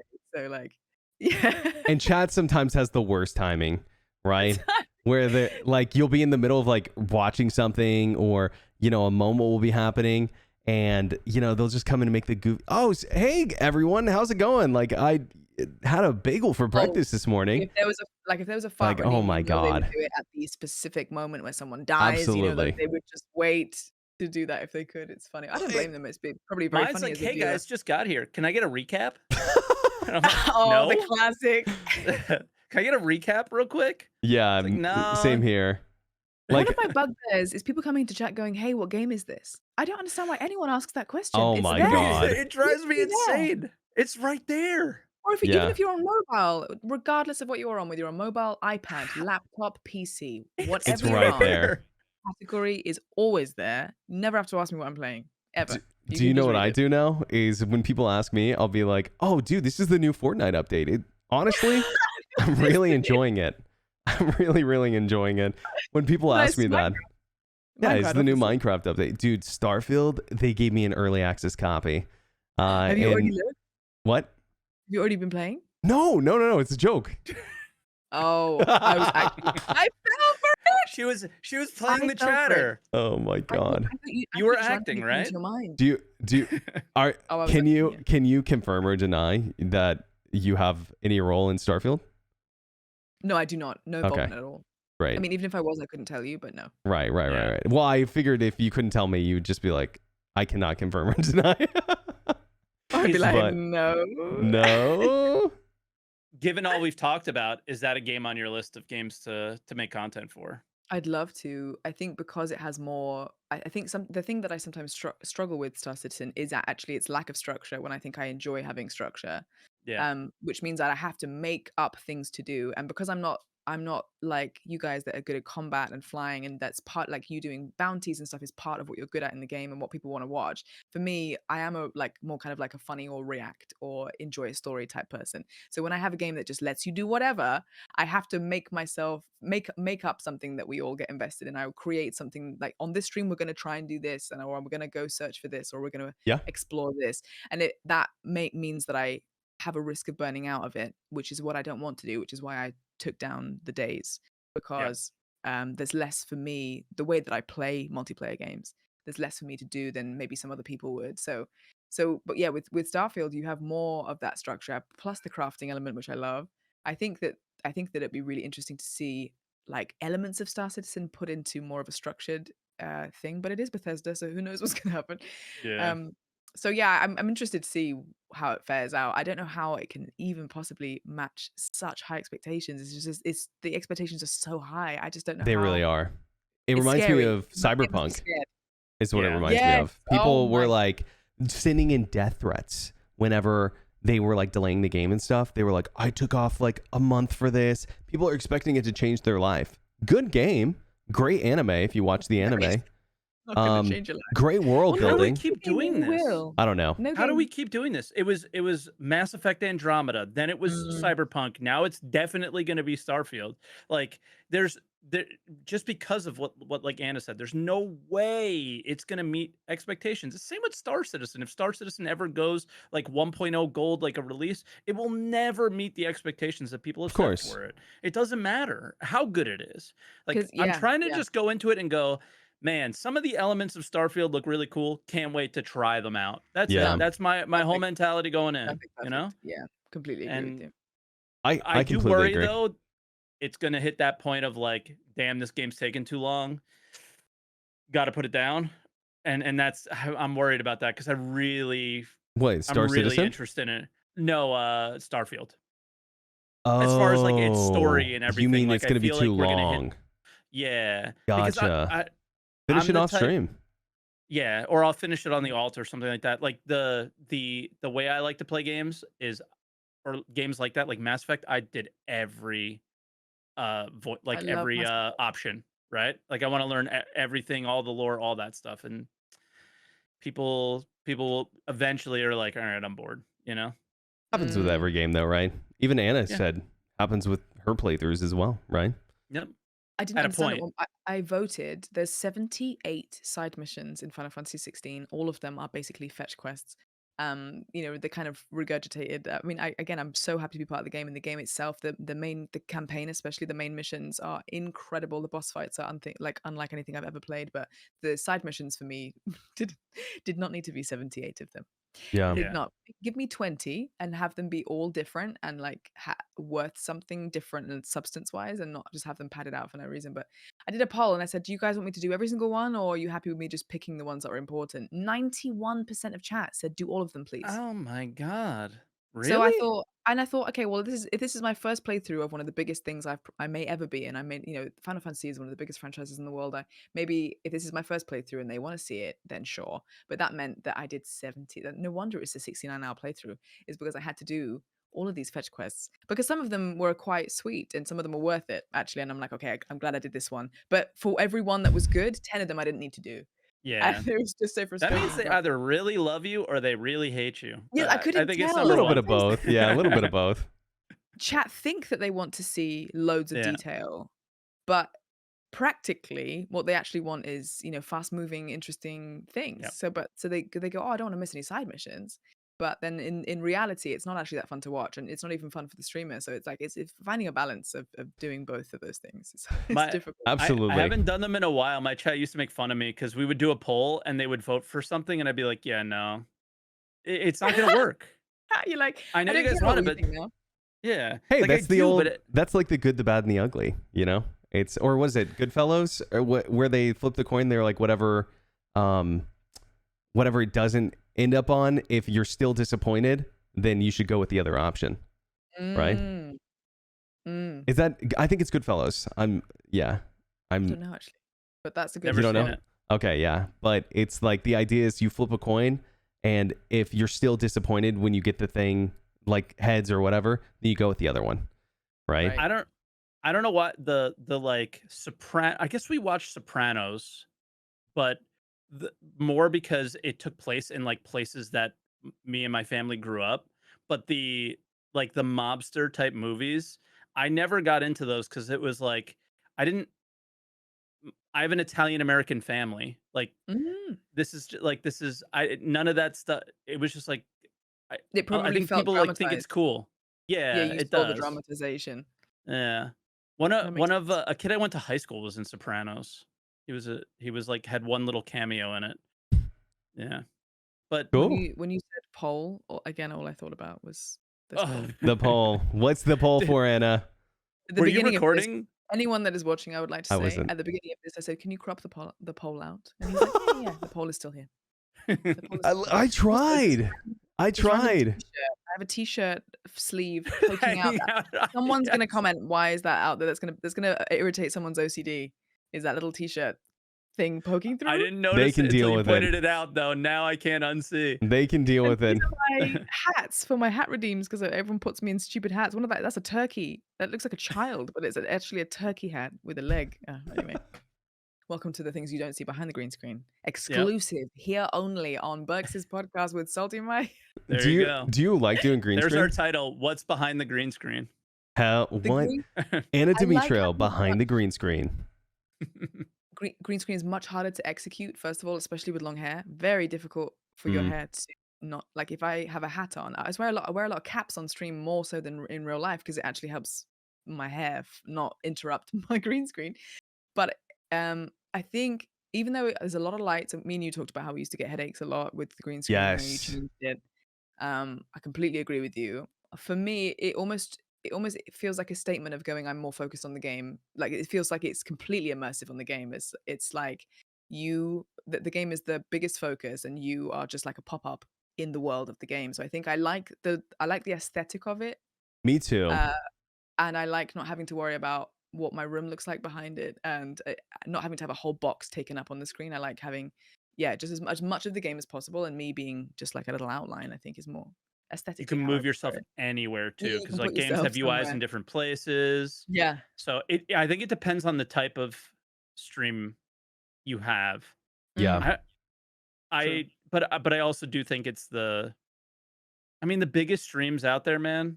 They're just they look like Anna's cam right now, where it's just a box on the screen, right? Yep. So like And I it's, in a mean, lot of ways, You it doesn't see, it's matter. just sat in his room. Like, Yep. it's funny. Like, it's not all about tech and having the best Mm-mm. stuff and I wish stuff. some I mean, people would figure that out. yeah. Yeah. It I in a lot of ways, I've explained things like everything. I remember I was so I've had art since the day that I started streaming, like basically like super super early, and it was this mishmash of all these like, oh, this artist did stuff for a little while and then stopped working, or like disappeared. I've paid so many artists that didn't do anything over the course of 10 years that is I can't count. And it was just like a mishmash of all these people who didn't finish projects, and I was so unhappy with what was on my screen, but nobody cared except for me, right? Yeah. Like I'm the only one who noticed those things. Yep.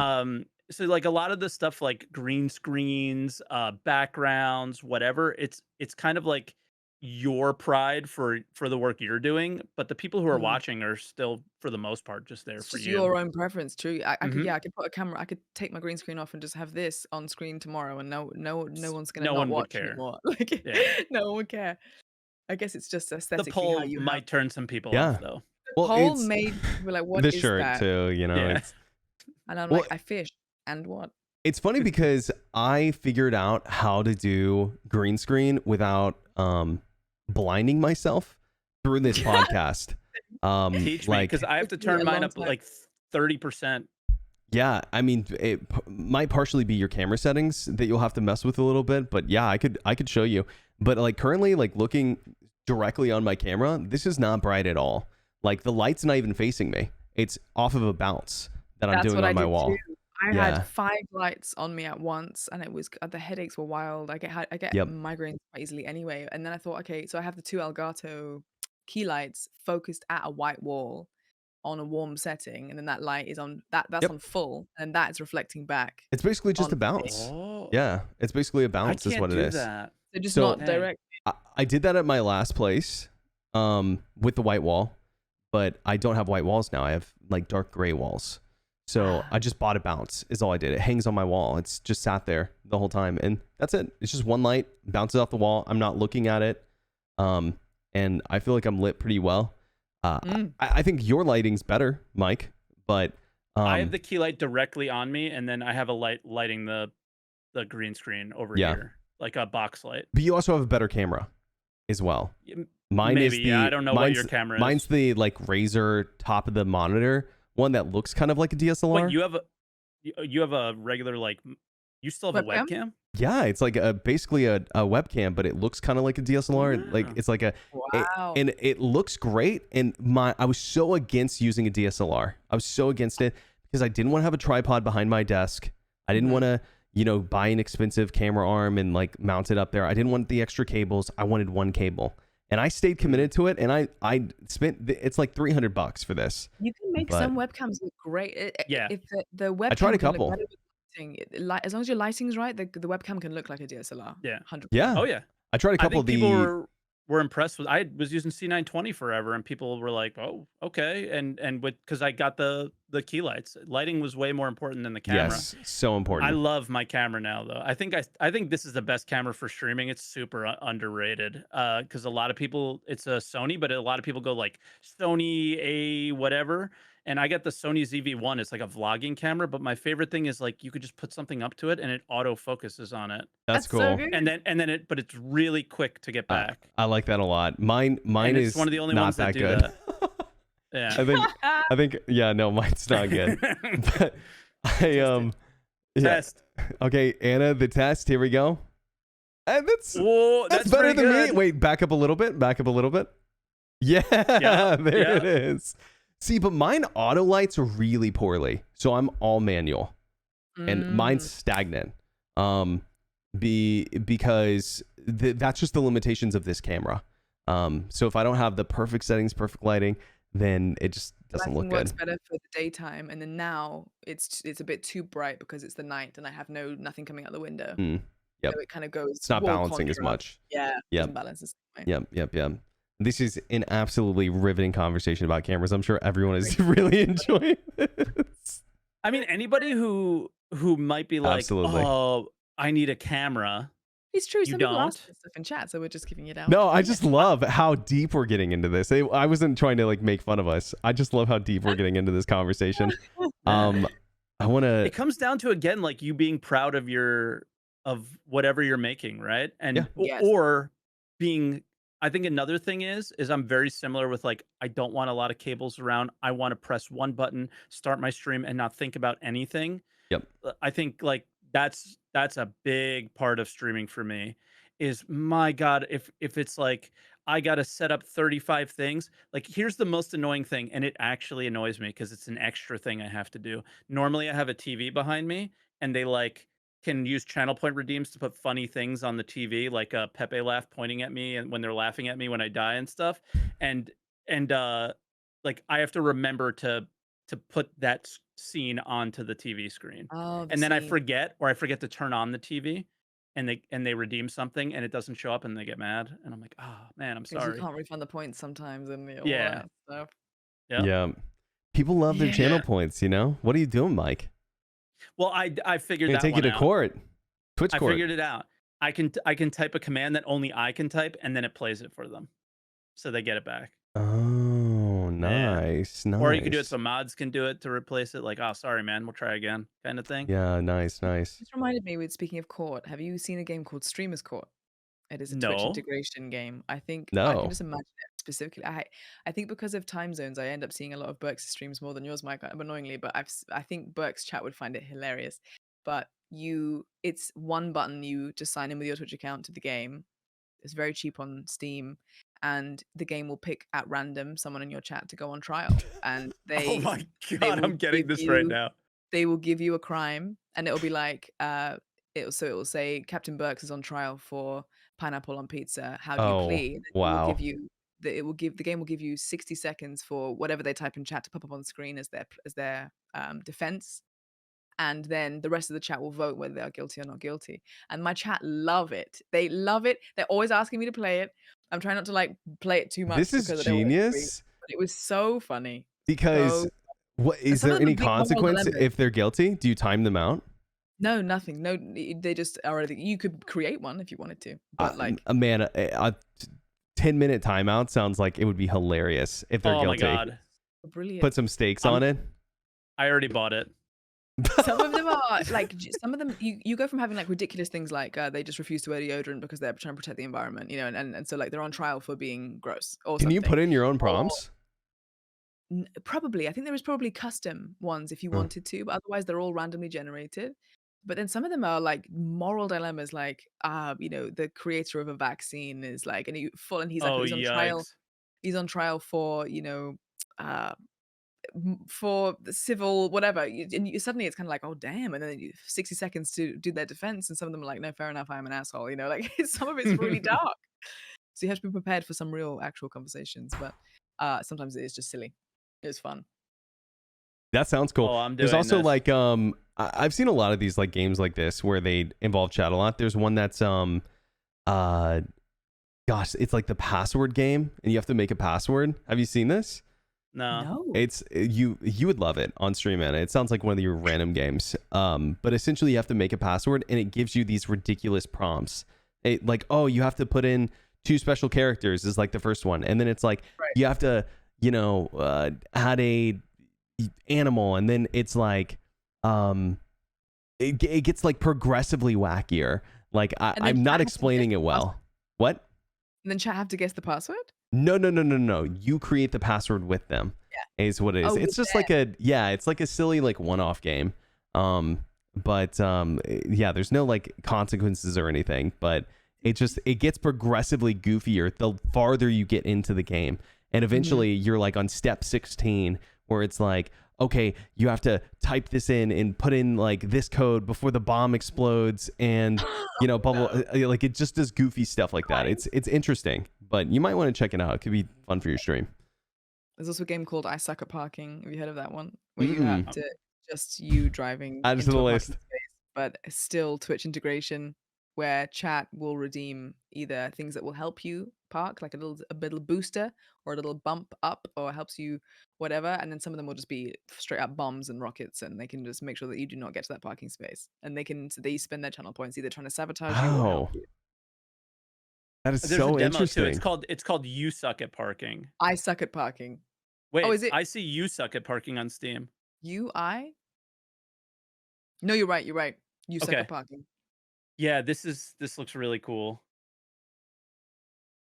Yeah, that's on the list as well. Add to cart. The games that I wish I've done them more. It Takes Two was one of the best experiences I ever had So in good. gaming. And there's so So many, good. there's a couple of other games that are similar. And I want to do more of that because that was There are a couple so of good. those. Yeah. They're all Very by the same interesting. studio. It's like the only studio almost doing them. A Way Out Yeah, is one A of Way theirs, Out. and Yep. Were they the same um, people who made It Takes Two? yeah, Really? I had no there's an idea. Easter eggs of A Way Out in the game. You could like find little Easter eggs of all the games that they've Oh, done before. really? They did Oh, another Get one. Out. That's so cool. Yeah, I didn't realize because I Just recognize I local have played A Way Out. two-player. I played It Takes Two a long time ago as well. Or like when it first came out. But that's so interesting to me that I didn't realize that there was another game that was like this like hacker / agent on a field that like team up together. It's supposed to be very similar. I forget what it's called. I'll have to look it up for you guys, but I wonder if it's made by the same company as well. I'd be interested. It's like Probably. one person's doing like the overview, kind of like you're in Cyberpunk being like the data runner person, and the other Yeah. person's like on the field doing the task, and you have to like help them. I Oh, love a that good split sounds neat. screen. Yeah. There's not enough of them because I think multiplayer makes more money because two people have to buy a copy of it, right? It Takes Two, you buy it once and two people play it, so they lose. You know, Yep. it's like a financial thing as well. But I think that company specializes in like these two-player couch co-op type of games, which don't get made anymore. God, I we just need love more. it.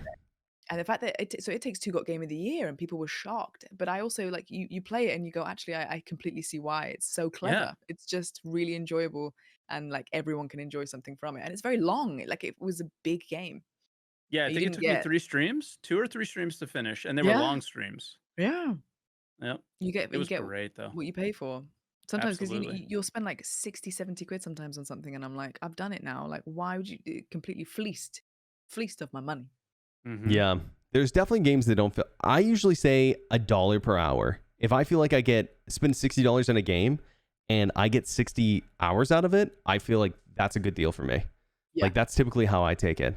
I got a few more hours for Star Citizen still. Wait, really? Yeah, oh for sure. Wait, hold on. How much money have you spent on the game?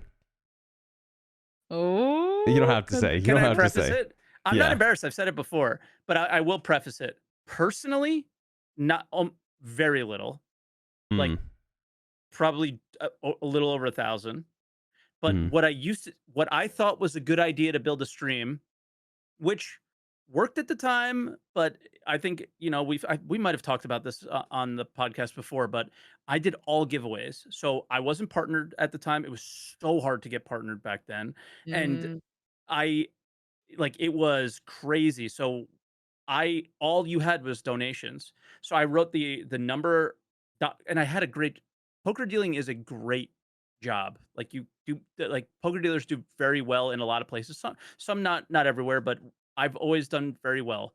And well, not always, but in that time I was. And the at the time I was like, all right, I don't need the money, guys. So anything you donate, we're gonna put back, and we're gonna do it with Star Citizen giveaways. Because I mean, everybody knows the ships are expensive. Not everybody can afford them. So giving that opportunity was great. But I mean, it was $2,000 a month a lot of the time back then. It was crazy because they would donate, and it was like they were always trying to make it an even number, and then somebody was screwing it up, and it would just back and forth $1, $2, $3, $4 donations all constantly. And so I was spending like $2,000 a month on giveaways for Star Citizenships. So I went up to 20,000 5 years ago, maybe more than that. Wow. So like 8 years ago, and then I never spent another dollar really. So it's a lot. So I have not put 20,000 hours into Star Citizen. That's a lot. I don't feel like that necessarily counts, right? I don't think it counts. That's why I gave the preface. But, Right. I didn't. But it spend kind of does because that's you could have done whatever you wanted with that money, right? Yeah, So it but kinda I don't think counts. they would have given it. I think it was like fair this. enough.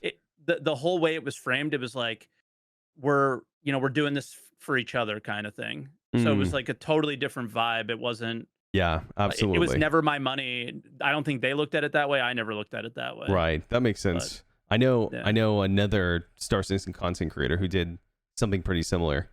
And I know giveaways aren't as popular anymore. I guess besides from the one that CIG gives, but even I have a hard time giving those away sometimes just because I don't want to make people feel like I'm paying for their time or I have to compensate them to be there. Like I want them to be there because they want to have fun, they want to be a part of the community, whatever. But I've definitely got my money out of the game, 100%. I've spent 300 of my personal dollars on the game, and I That's mean, so wild. yeah. And that was week 1. I bought a Caterpillar, Anna. I was a trader. I wanted to be a trader. Oh, and it was full, I guess, just like normal price. You just pay Well, pay for it, and I paid for it because when I started the game, you didn't keep your ships through wipes or through updates. So the game right. updated and you didn't keep anything. So I felt like I had to buy it. And I was like, I'm going to be a trader. And I remember back in the day, PvPers, I hated PvPers. I was like, these guys are ruining the game. You know, like I remember there was He hated me too. Did he tell you that? I did not like Mike at first. That's true. I didn't like Mike because I was like, how dare he like ruin, like talk bad about my game. And I didn't realize that like I was still like super rose tinted glasses at the time. And a like lot of Star Citizen creators have felt certain ways towards me. I think even just being a voice actor and kind of coming in and I've definitely had certain creators or YouTubers talk about how I almost haven't like they Earned it? some yeah, I in a way, I think that is how it comes That's across. funny. Or I think someone came into my chat and said, "How do you feel that you're stealing views from all the other?" Someone said I was stealing I views. hope you And ban that guy. I was, oh yeah, I think so. But it just, first of all, it's just hilarious to me because you cannot force anybody to click your stream and watch it. So I haven't stolen anything. But also, I think what any success that I've had on Twitch, the hard work while it might not come from years on the platform, has come from all of the auditions and the like all of the hard work I've done as an actor to get Absolutely. to the point where people care enough to watch me play the game. All of that, all of that hard work, no one gets to see when I am, mopping a floor at 2 a.m. when I'm 28, like because I'm trying to support myself as an actor and get to a point where my work is, appreciated. It's funny because the hard work is just not quite seen on Twitch yet, maybe because it's been early days. And so I think a lot of, there has been Star Citizen creators where I've seen YouTube videos, people have sent me a link or talking about the way that I have gone about things or something has been wrong or something. But I kind of just, First of all, I can't take any of it personally. from the bottom of my heart, absolutely fuck those people. 100%. Sounds like just jealous assholes to me. Maybe, yeah, maybe. No, 100%. You've earned your spot in the Star Citizen community. Those people, like, I would say to anyone out there who has the audacity to say something like that to Anna, if it's so easy, you go do it yourself. Go try to be a Star Citizen content creator. Go try to stream. Or if you are streaming and you're not getting as much success, make better content. Like, it's literally as simple as that. Like, I climbed through the ranks of Star Citizen. I was like at the bottom. I climbed my way up to the top by making good content, and it's like, no hate to like anyone else out there, but I'll see these Star Citizen content creators and content creators in other games too, doing the most basic thing in game and expecting the views to just fly in. Like you said earlier, you're like, when I get a game, and this is exactly why you've earned your spot, if you ask me. Yep. I was going to bring this up. Yeah. And sorry for stealing your point, Mike, but No. when there's an open game, I make a plan to say, I'm going to do this in game to make it interesting. Do you know what other people do? They just do the basic stuff, and they're like, oh, we're going to go run a bunker mission for the 500th time. And we're not going to add any variation. I'm not going to try to speed run it. I'm not going to try to collect this much amount of loot in a certain amount of time and the winner gets a prize. They're not trying to make it interesting in any way. And I've said this is before. In 2013 Twitch. You can't just play video games. And I think anybody who's listened to the conversation so far today, it's been every one of us, but especially Anna, talking about like the process, right? Yeah. There's a process. And to say somebody hasn't earned it is kind of ridiculous. That would be anybody who's been there has most likely done it by having a process and by Yeah. thinking about it, and it's not just playing video games. Yeah. No, There's also there's people with 2 viewers, they're just playing video games, and there's a reason why. there's something crazy like 9 million people streaming on Twitch. Yeah, Yeah. it's a crazy lot. out here. It'd be crazy out here. I think I also take some what's the word? I rest in also the fact that there's a lot of voice actors on Twitch as well. I'm not some unique case that I, stumbled onto Twitch and I'm, like, hi, I'm a voice actor, and everyone's like, what? There's loads of voice actors in games that, do content too, or are trying to do content too. It doesn't necessarily mean that you have automatic success and people still invest in you as a person and want to watch you for hours on end. It's not necessarily how it works. I've had voice actors come to me and go, my Twitch is, I'm just like you. I'm in this game. I'm streaming. I'm not seeing anything. Like, how are you doing this? And it's not, so it's not just a formula of like, I'm a voice Yep. actor equals I'm being a voice actor equals this. There's so much I have to also do and invest in and work on and think about, and it's a lot of work as well. That Absolutely. I think that I've And done to get to this point too as well. anybody who's typically talking badly about someone else is either having a really bad day or and okay, fine, but or they can't look in the mirror, right? Yeah. So everything, sometimes it's really hard to look in the mirror and be critical of yourself. So it's way easier to be critical of someone else, Oh, right? for To sure. say that your success is less, or whatever. It's just way easier to point outwards than inwards. And I'm sure, And like, we've all done that in some small way ourselves, right? Rather Absolutely. than sure, rather have to than have. it's human. I get it. Yeah. Yeah, I just don't want like you to, walk.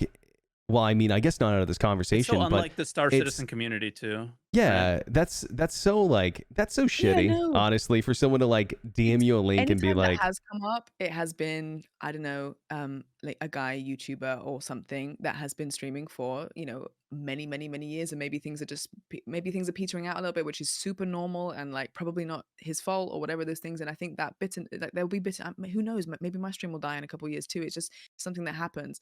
Maybe that will make me, a little uncomfortable and bitter and resentful to things. And I think it comes probably from that place, because you just can't call anything like anyone's success. You have no idea how long it's going to last or why. It's just, you can try your best and hope for the best.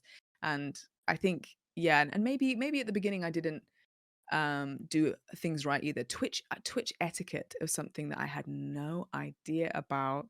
Did you do that? All Especially right, guys, between, I'm about to go live. See you later in maybe somebody I else's don't. chat. That's or my least something. favorite. It's so funny now because I read that and I'm like, please, because it's not like anyone is actually going to go click on this stream. It's more like a respect thing. It's just like, no Yep. one's actually going to go, oh shit, they're going live, and let's all leave Anna's stream and go to this random person's stream. Like, it doesn't happen, but it's just like a respect thing. But I think absolutely. when I was seeing, especially, I was trawling YouTube looking for clips of Dooley and clips of the new Babbage hologram. And when I would find them, I'd be like, oh my God, that's so cool. That's me. And I would be like super, like, I didn't know anything about content. I wasn't a content creator. I was just an actor at home doing some other jobs. And I was just super excited to talk about and mention it. So I think maybe there was probably so many times where I'd been on other content creators' YouTubes probably talking about myself in a way that now I would never do because it would be inappropriate. But back then I was just so excited and wide-eyed and didn't understand that would have been stepping on toes. So it's funny how I've learned things, and I can kind of see now as a creator myself, maybe when people just don't, when they are doing it on purpose, and when people probably don't realize what they're doing. And so I Right. feel like I have a gauge now. I'm like, oh, this is a newbie, and that's okay. I'm going to give them some slack, or when someone's just farming you, and then you're like, okay, well, now I can't have that anymore. Right. No, and I totally get that. Right. And like you said, there are like some streamers who just, they kind of outside of their control, they fall off. And this, I think, leads back to what you said about you could do X, Y, and Z and still not work out for you. Because at the end of the day, being a content creator on any platform takes luck, 100%.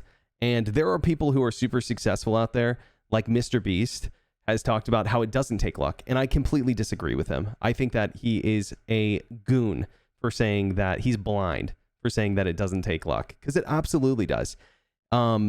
And I think that there's a lot of things in everyone's career as a content creator that they can look back and be like, yeah, I made the right decision there, but it was a really lucky one. But if you are DMing other people letting them know why they haven't earned their spot in the community, I could tell you right now why you're not successful anymore, or why you're not successful, because It's an attitude problem. It's Sounds like an attitude it's problem. an attitude problem. And the thing is that it's like, when you enjoy your job and when you love and you feel like you're successful, you don't go around bringing other people down. It doesn't happen. And that's the thing that, like, it's like, people can say whatever they want about, like, Mike, for him, like, shitting on the game and, like, talking about, I do the same thing, right? But, like, when was the last time you go around, like, shitting on another creator aside from something they said, right? Like, as a personal attack? You don't do it, right? Because you're overall happy with where you're at, right? And I don't do the same thing either. I don't go around attacking other creators because, like, they're stealing views. I would never open up the directory and be like, oh, I'm at 300 views and Anna's at 500. Well, I'm never playing with her again. Like, because that's just not how it works. What a bitch. You know? Yeah.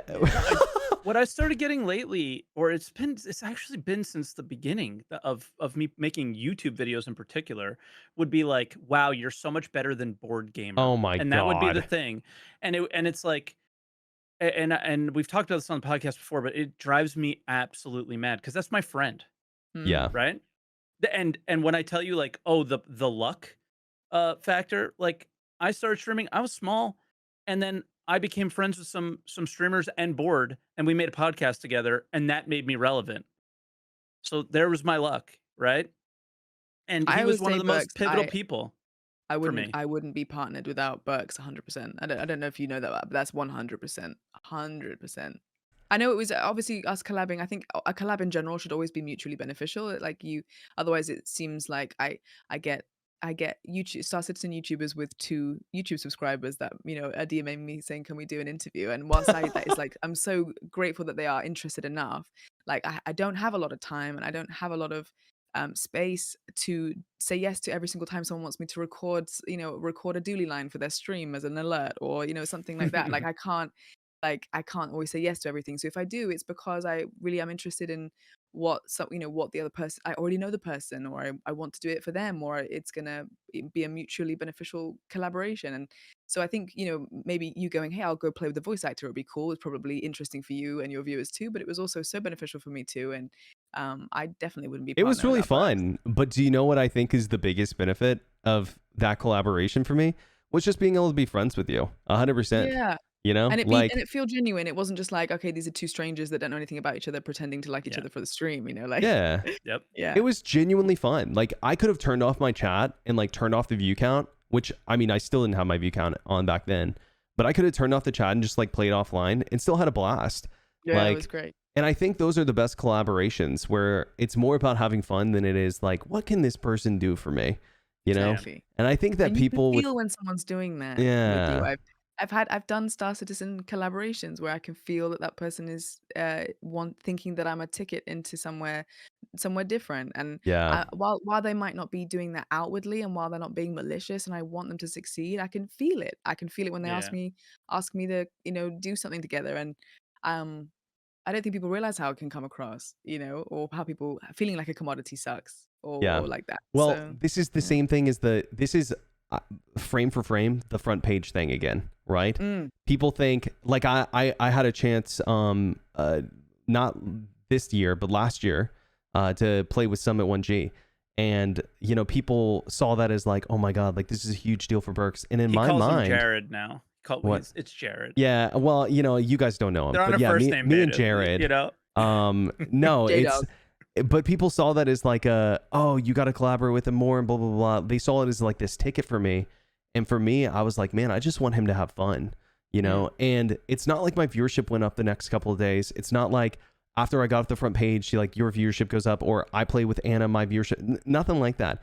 Because at the end of the day, I genuinely believe that it is up to the content creator themselves to, yes, you get lucky. Yes, there are opportunities, but like we talked about before, you make your own luck. You have to position yourself, your attitude, your content, whatever, to capitalize on those moments. And I think that at the end of the day, like, the person who I'm counting for on my view count is me, right? And if people want to tag along the way, like yourself or Mike or anyone I've played with, like I just see that as bonus. I don't ever see someone as like, oh, like maybe I could like finagle some of their viewers to come over after their stream's over. Yeah. You cannot force anybody to enjoy Yeah. content. You just can't. It's Yeah. also most of the time free. Watching a YouTube video is free. Watching a Twitch stream is free. No one's going to do that and spend their time, because time is a very valuable thing that we all don't have a lot of. No one's going to do that for no reason, or if they don't want to. And like, I have my favorite streamers. If they were doing a collaboration with someone I'd never heard of, why would that mean that I would automatically go watch that person that they were collaborating with? I'm Sure. still there for the person that I like in the first place. Sure, if I like the collaboration, that person's making me laugh, I check them out, I'm interested. That will make me stay because I want to. Doing that collaboration in itself is not what's going to make me suddenly care about the other Absolutely person. not. It's like you said, it's an opportunity. It's what's it called? It's exposure. Sure, it's exposure, but exposure does not lead an equal a leapfrog or some kind No. of extra benefit. No. People can't you can't force anyone to be anywhere. This is like when, people are like, oh, women who are streaming in bikinis and like stealing, views, blah, blah, blah. Okay, From like, game bro, streamers. you like- want, like, what do you think that these guys, you ban them off the platform, they're just going to be like, oh, you know what? I don't want to watch someone in a hot tub today. I'm going to go watch Star Citizen instead. Like, what do people expect? Like, that was always the strangest argument to You me. log into Twitch and you could watch a girl in a hot tub, or you could watch video games, and it's just so difficult because the mouse just goes to the left. And I it's just know, like, she's yeah. I feeling don't have any control over my body. It's like, what do people expect? I don't get it. I've never understood that. And I think what that argument stems from is jealousy, is what it is. Of course, it's envy, and everybody, not everybody streams for fame or success or anything like that. But I think Right. it's been such a cool ride from the early days of Twitch to now, and what it was to what it's become. And I think a lot of people do want to go into it because it's this really cool career opportunity, and you can make a living doing it, Yeah. where not a lot of people were when I first started. People were, but nowhere near as many as there are now. It's very much like YouTube, right? Where there's people you've never heard of, making a living doing some obscure cool thing, right? And it's Yeah. just such a cool thing. But there's I don't know, it's just people will be envious because of your success, and it's because they don't have it yet. But it's not, you just can't feel that way. You just got to focus on yourself and focus on So having much as much healthier fun that as way, too. possible. And if it happens, it happens. And if it doesn't, at least be having fun, right? Or what's At the least be having point? fun. What's the Yeah. point if you're not, right? So, There's a big focus, isn't there, about I think also things being earned. Not just talking about what we were talking about before, but like the hot tub streamers. People are going, well, she's just sat in a hot tub. How it's not fair that she's getting money or attention from just doing nothing, or Mhm. or even just saying streamers are just doing nothing. They just sat there playing video games. It's not a real job. It means you can't get a real job, and people are assuming that success or financial gain or anything should be blood, sweat, tears, and the way that they understand blood, sweat, and tears. And if it's not, then it's not earned. Then you haven't Mhm. earned it. And no one can know how difficult anything is. I don't know what it's like to be Amaranth. I don't know if it's super like there's probably so much that goes into what she does, even though it's extremely different to anything you and I do. right. Like I think that- I can't lick a right. microphone for 12 Yeah. hours a day. I mean, honestly, I think those people are geniuses. 100%. Everything will have marketing its own geniuses. challenges. Everything will have its own tribulations. Everything that will have, really difficult times or to it. And it's not just, it's so easy for everyone to sit back and be like, oh, she's doing nothing, or they're doing nothing, or they shouldn't have that because Yep. I'm Yeah. working my ass off and they shouldn't have that. And it's just like, or like people that are the siblings or sons of very famous people, and they don't deserve that fame and that money because they haven't earned it. It's not within our control what gets given to people or what happens. What we can do is focus on ourselves, and people just really don't like doing that. It's so much easier to outward It's focus. so hard. And it's Yeah, yeah, It's very hard to be self-critical. yeah. Very it hard. is. But I think it's what makes you a good creator, right? Yeah. Or, people who do it. It's what makes you a good creator is like I think learning. I'm too critical of Yeah, myself. I agree with that, actually. I agree. Yeah, we talk a lot. Me and Berks talk a lot, and he's just like, "Dude, shut up." Basically, but it's You're like, hello, another day I hate myself again. Yeah. Yeah, but I think that's a part of what has helped me enjoy it more and have more fun is like, all right, this didn't work. I think this is why, and then try something new. And then when something Mm, works, it feels maybe infinitely better. I think this has something to do with my poker background as well. Is I had like a light bulb moment because I played too, and I played um pretty, I would say, pretty high level. And I remember this light bulb moment that went, if I don't get excited about my wins, I won't be disappointed with my losses, kind of thing. So it was just sort of stuff like mm. that. But My best friend is a very successful streamer, and she always says, if you live for the praise, you'll die for the criticism. She always says that yeah, sentence, and I just think it's so. It's she's just right. If every Hmm. single time someone goes, "Oh my god, your content is the best. I'm obsessed with you," or your views are going up, and if that is what gives you the juice to keep going, then every yeah, single time someone goes, "You are trash, and this is the worst thing I've ever seen. Like you don't deserve this," then you it will. hurts more. It's like yeah, it's like not being emotionally changed or too affected by either all of the unnecessary praise or on the unnecessary Yeah. criticism, because it should kind of just be somewhere in the middle and take the wins, take the losses, and not be so impactful either way, I guess, as well. I had a similar but like kind of different situation today in chat, and I think I had a breakthrough with this viewer that's been driving me nuts for years. I have this thing where like I don't want to ban people just because they have like negative attitudes or negative points of views on things, because everybody's Mm, points of view come from somewhere, and there's always something to learn from what people are saying, even though you might not agree with it. And I just explained to him, I'm like, every single time you come into this chat, it's negative. There's never anything good in the world when I read a message from you. mm. Say something that you like.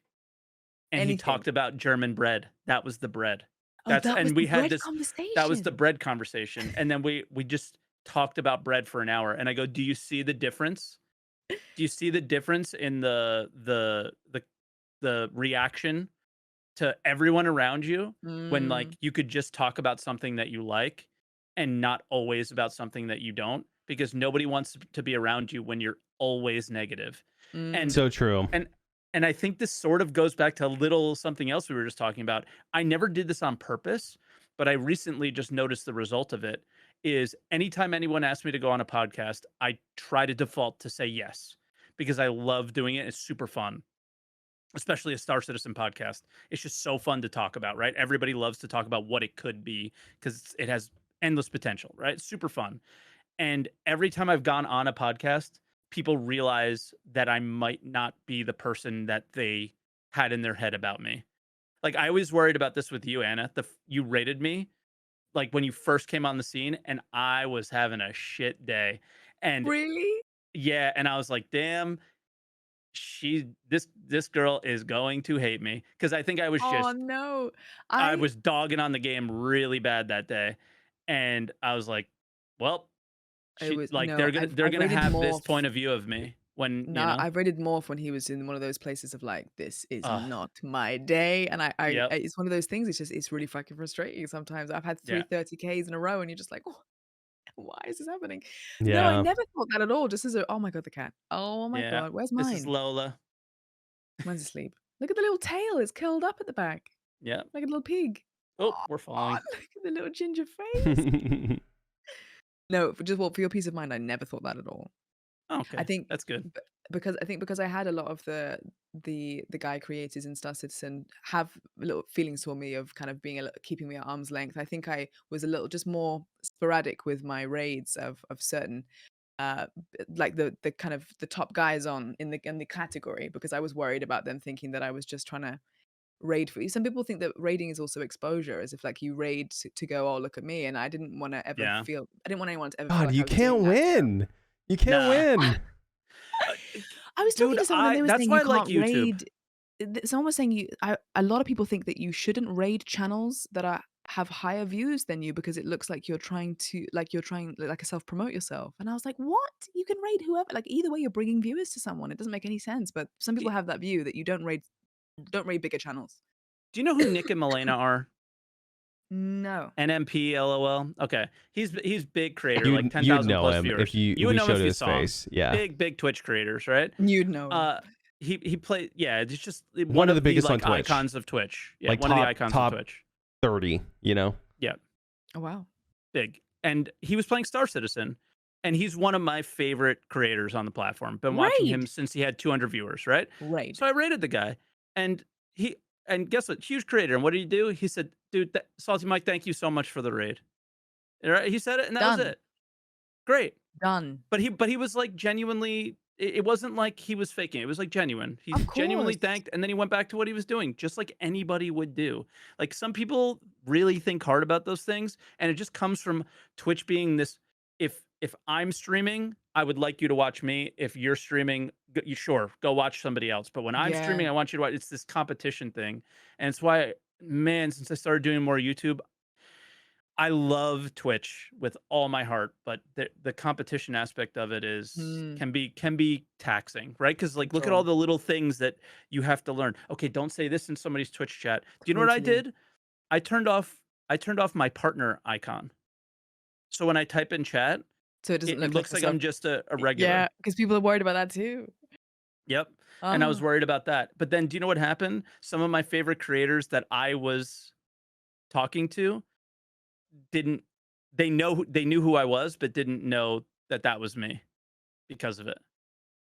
So it was kind of weird. Like yes. they would have played Star Citizen with me. They were like Tarkov creators, but then they didn't put two and two together until later, and then ended up playing with them or something, right? So it was just Twitch sucks sometimes. It's great, but it's stupid. So dumb. Yeah. So dumb. Twitch, who would stream on that full time? God. On that That'd be note, loser. who would use twitch.tv anyway? Who would go to twitch.tv/Berks? Not me. Not Definitely me. not me. It's just all these little fences you have It's- to No, It's I know. definitely things you have to weird. juggle. Okay, so Anna, you do a little bit of Twitch, a little bit of YouTube, a little bit of voice acting. Well, I mean, you do a lot of all of it, actually. A little bit of music. So if like you had to pick one of these, all the other three have to go. But you can pick one of these. Which one is it, and why? I mean, acting is tough. always going to be. Oh, and acting. Acting is the yeah, and reason. acting. Yeah, the acting has to. I always say, actually, even though I think I get the same joy from both. Also, is my camera messing up? on It your is screen messing too? up, but it's not a big deal. It's a podcast. You can activate. I can hear you reactivate just if you want fine. to. I don't know why that's happening. Yeah, it's weird. Because I'm watching the thing and I'm like, what's happening to me? I always say, even though I get the same joy, I think, from streaming and acting, the the thing that I feel like I was put here to do is acting, and that's why Mhm. I have worked at it for so long, and that's why I've sacrificed a lot to try and to be an actor. It's just a big. I think it takes a lot of sacrifices, a lot of um, ego to put aside, and a lot of things, and I feel like that's what I'm meant to be doing. So when I'm acting, I feel like my kind of self-actualization and my awareness of myself and all the things that I feel like I'm meant to be doing are happening when I'm acting. So I think that will always come first in some way. If I got a part in a TV show next week, I would obviously have to take some time off stream. It wouldn't be like a question. But streaming, it brings me the same joy, and I put the same amount of work and effort into it as I do my acting. If that makes sense. I don't know if Absolutely, it that's the right does. answer. Yeah, I mean, I Yeah. feel the same about streaming, honestly. I love making YouTube content. I love doing other things with my life. I loved working in film. I didn't love who I worked for, but I loved working in film. But I feel like I was made to be a streamer. Like, it's just the perfect thing for me. I love it. I've thought about even quitting streaming to become a full-time YouTuber because I actually think I'd be more successful at it, really, genuinely. If I was putting that much hours a week in a month into YouTube, I think I'd be. Sorry, say again. Oh, did we lose her? No. What's no. happening to me? I don't Anna, I'm here. can you I'm hear here. us? Yeah, Yes. no, absolutely. So Oh, yeah, she's coming through now. yeah, we can hear you. So yeah, like I was saying though, is yeah, I feel like streaming is my thing, and I think that if I didn't do it, I think I would be really sad. Like, I think that if worst case scenario, let's say I start plummeting in views, nobody likes my content, dead streamer, you've fallen off, I'm DMing people about how they're not successful or they're more successful than they should be. I'm in that place, right? I think that I would still have to stream. Like if I had to go get a different job, I don't think that I see a future, even not making full-time money doing it, where I couldn't stream, because it's just part of who I am now, and I Yeah, really love it. So I feel that I'm too. I glad feel that that too. yeah, I'm glad that you found that thing for you as well, and it's so cool Yeah, because you have your hands in so many different things, but your vision's so clear for the thing that you feel like takes priority. And it's not yeah. that you don't I love your think stream. It's just, yeah. and they I the understand. first I used to say Twitch was like a side hustle. I'd be like, oh, it's my it's my bread and butter job whilst I'm an actor. That's what I used to Mm, be because I never thought first of all I would be able to solely sustain myself as a content creator. I thought that was just like an insane expectation. And then as time wore on and the stream grew and I was able to fully sustain myself from streaming, regardless of being an actor, I was like, okay, well, this is a career in itself, and I have to treat it as such, and I have to respect it as such, and respect the people that are supporting me to do that as such. So of I think now course. I realize that now it's absolutely not a side hustle at all because it sustains me. And so I have I feel like I have a dual career that feeds into each other. The more voice work that I do, the more that stream grows, and the more that the stream grows, the more voices I end up doing actually as well, and the more video games hear about me even. So it's actually kind of helped in a really lucky cycle. So I feel very blessed to have it, and who knows how long it'll last and whatever, but I feel very, very grateful, and I Yeah. love both of them for sure. I think that as long as you keep up the, consistency, right? Like you'll have to take time Mm, off. I took, mm, this is something that scared Mike too. I took a month off to play a different game because I was hating Star Citizen last year.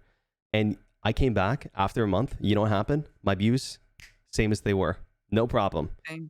And I think that, if you need to take off time to go do a voicing act, like people love you so much, I think they would Mm. absolutely give you the time to do it. I think if I they don't know know if I'm going. have you done anything like that? Have you taken significant time off since you started streaming full time? Only for like so this year I have had two holidays. One was a family wedding in Cyprus, which was 10 days. And then TwitchCon, I took I think it was another 10 days for that. And even both of those times I'm Hmm. thinking, oh God, because it's just not something What I'm are you used coming to. back But to? yeah, but it's just also you cannot live like that. You cannot never have breaks, and you can't live Absolutely. being scared to have a life aside from being broadcasting, because you just will never do anything. You will never rest. So I fight with that a lot, I think. But yeah, if it was something like a month or 2 months, I think I would be really worried. But if they knew it was acting related, if I was like, hey guys, this is, the whole reason that I'm here and that you watch me, most of you, is because I'm an actor. I'm going to go do Yeah, that thing that is the reason that you like me and the reason that you found my work. I have to go do that, and I'll come back. I would hope and presume that they would understand I think they that. would. Yeah. Yeah. 100%.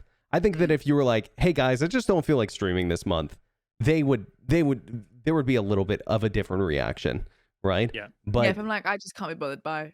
yeah. I mean, cuz I streamed Thanks that for the whole support though, by the the way. whole month I took off. I no 100%. Yeah, I hope nobody cancels their subs. No, the whole month I took off, I was streaming another game. I was streaming Tarkov is what I was streaming. Yeah, you didn't And stop I didn't streaming. stop streaming. So people knew I was there. They just knew I needed a break, Mhm. And I think that was what was good. And I loved those streams. Like the conversations I had, the fun that I had in that game was a lot of fun. I was, at like half the viewers, but it was still really good. And I think that when you build a community, it's funny that you come back and they're excited to see you. They want to hear about how it went and like the experiences For you had and sure. stuff. And I'm sure you know that now because you went to TwitchCon and had the holiday and stuff. But Mhm. I took my first vacation ever, like ever in my whole life, like last month. And 7 days, I didn't even think about it. I didn't even think about my stream. Of course, like I miss streaming, but it was like I wasn't stressed about it. You just needed to do it for you. I needed to do it for me. And you know what? I'll probably take vacations more often, like, Mm. once or twice a year. And I think that's healthy. It makes you a better content creator, really. Yeah, you get to come back and talk about things, and also being rested and not burning out. Yep. Like That's chat, I big. don't think streamers give chat enough credit for what they pick up on, right? I think, like, if I'm streaming and I don't really, just say I'm playing something that I kind of secretly hate and I'm pretending that I like it, hundreds of people can tell. If I'm having a terrible day and I'm pretending like I don't, they can tell. If I I'm lying to them in some way. I'm just pretty sure people are not stupid. Like you can absolutely people can read you better because you're the one on camera, and every Yeah. single thing that everything, your micro expressions, they're used to you for hours, in a way that you probably don't even realize. Being honest and being burnt out or being very sad or something, all comes across on stream. So if you're burning out and because you are just forcing yourself for hours to stream, they will pick up on it too, and you want to be the best version of 100%. yourself for the people that are, putting £4 in your pocket every single month from their own money. You want to give them the best version of you because they're the reason that you get to do it. So yeah, it's in their best interest too that you are well rested and that you take care of yourself, I think. Awesome. I 100%. completely agree. Mike, you got anything? As far as taking breaks, I mean, that's something I've gotten a lot better with doing. Taking breaks from the main game, taking breaks from streaming. There is nothing wrong with going, guys, I'm not feeling it today. I'll be back tomorrow. I know they're going to be there. Hey, if a few people aren't there, it's not because um it's not because I took the break. It's because they're doing something else. It's not that Mm, big of a deal. I took a literal month off of stream, did not stream at all. I was going through it.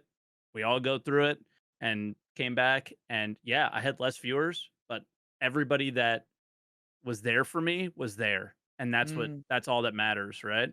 Is some people watch you because you're entertainment, but some people watch you because they're they're really big fans or they really care about you or whatever. Those people are always going to be there. for sure.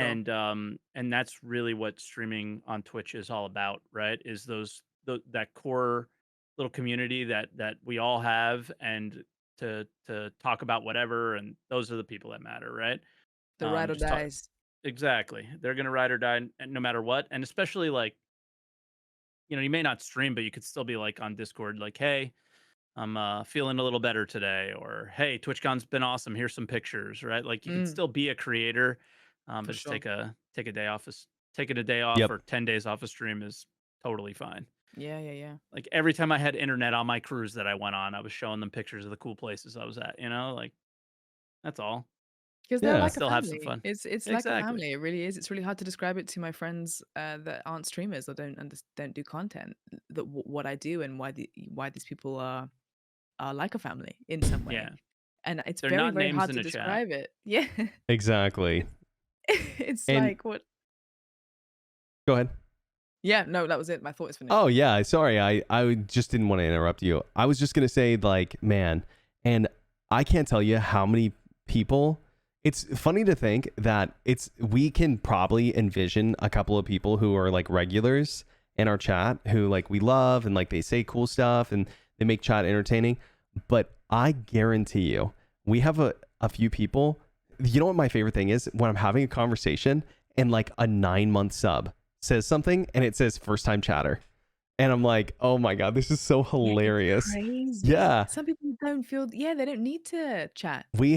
I'm telling you, there are some lurkers who feel like as strongly as the active people who like want to be there every day. They want to watch the streams to be a part of the moments, but they just never say anything. For And sure. it's so That's funny how I because watch Twitch. yeah, that's how I watch Twitch too, is I don't really talk a lot.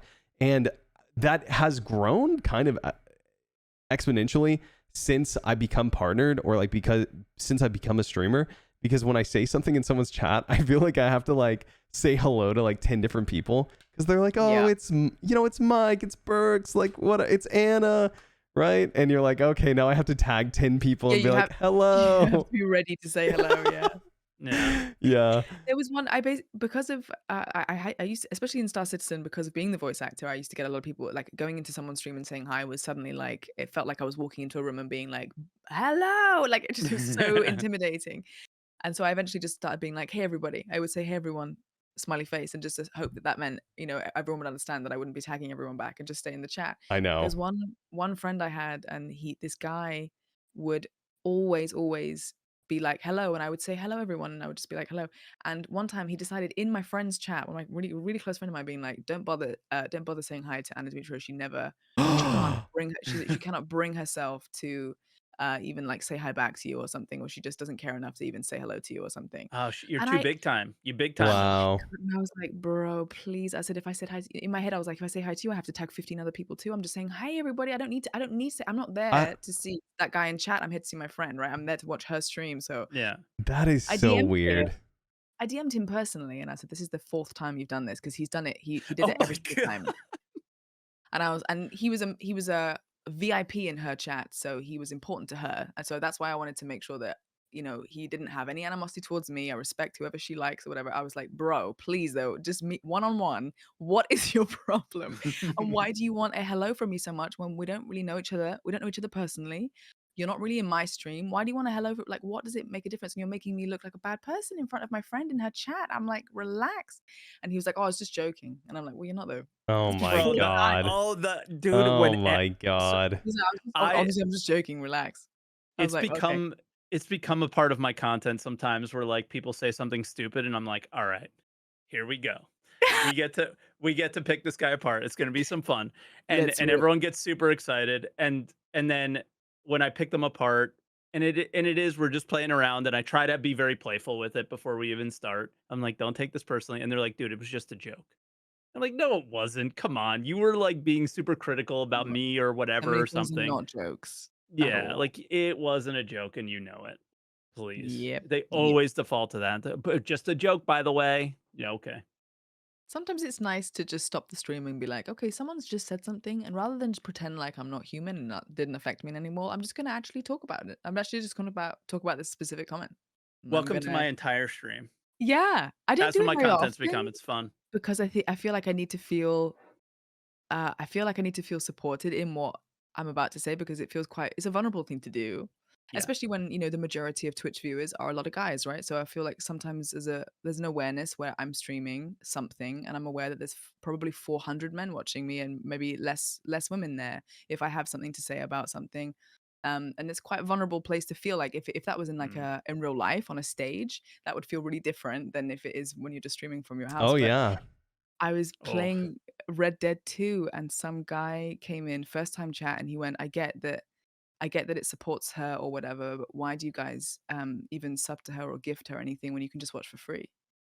It's interesting because I read it and he's not he's not really saying anything wrong. He's just thinking about it. He's not really thinking about the thing, but I saw it pop up. It was first time chat, and because it was in the middle of a hype train, and he'd gone, why do that? You can just watch it for free. And the chat thing moved past, and I was riding my horse on Red Dead. I was like, this is fine. I was like, I don't need You to could address this. ignore it. You I was like, I could could. just keep riding the horse. I could just keep riding the horse. And then I just paused it and I went, no. I just need to say something. And I was like, dude, I'm not mad. I was like, I just want to say that anyone that is sat here watching the stream without having paid a penny can do so because of everybody that is being generous to me. I cannot sit on this chair That's and I true. cannot do this stream.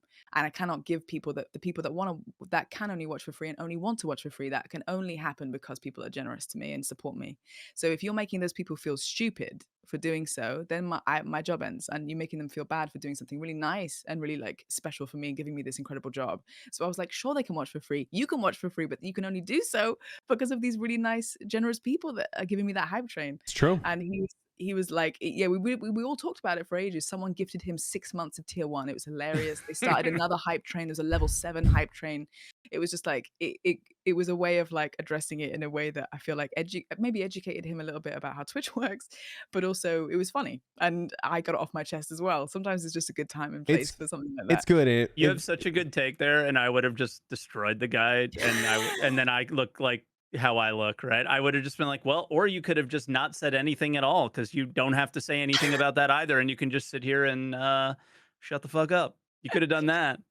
Imagine if everyone had gone, you know what, you're right. Let's all just unsub right now. And Yeah, within a week, I'd be off genius. stream and Wait, no one had hold on watched a it. I second. never I realized. don't This have is to free? gift subs. Holy! I thought I I had gotta to. open the door. One second. No, it's very interesting to me because they're absolutely right, but it's like it's very validating when your chat supports you and stuff. It's so funny because last week's episode was just me and Mike, and we were talking about hot takes that drove our chat crazy. So there are definitely some times where I say stuff where my chat doesn't agree with me, and it's pretty rare actually, because I typically Because take you're so smart. Because I'm so smart. I'm so handsome, Right. humble, funny. Have you ever said something on stream that you regretted saying out loud? 100%. Oh my God. 100%. So like, I'll give you an example of something recently. I was having a bad day. My head was hurting. And someone comes in my chat and they said, like we were in the middle of doing something and they were like, Berks, tell me a story. And just unprompted. And I'm like, okay, I'll tell you a story. An annoying viewer came in a chat and he asked me to tell me a story. The end. And I was like, I really didn't have to be that mean to that guy. Like, Roasted. I was like, I really didn't. But I ended up telling a story after that. I can't remember what it was about.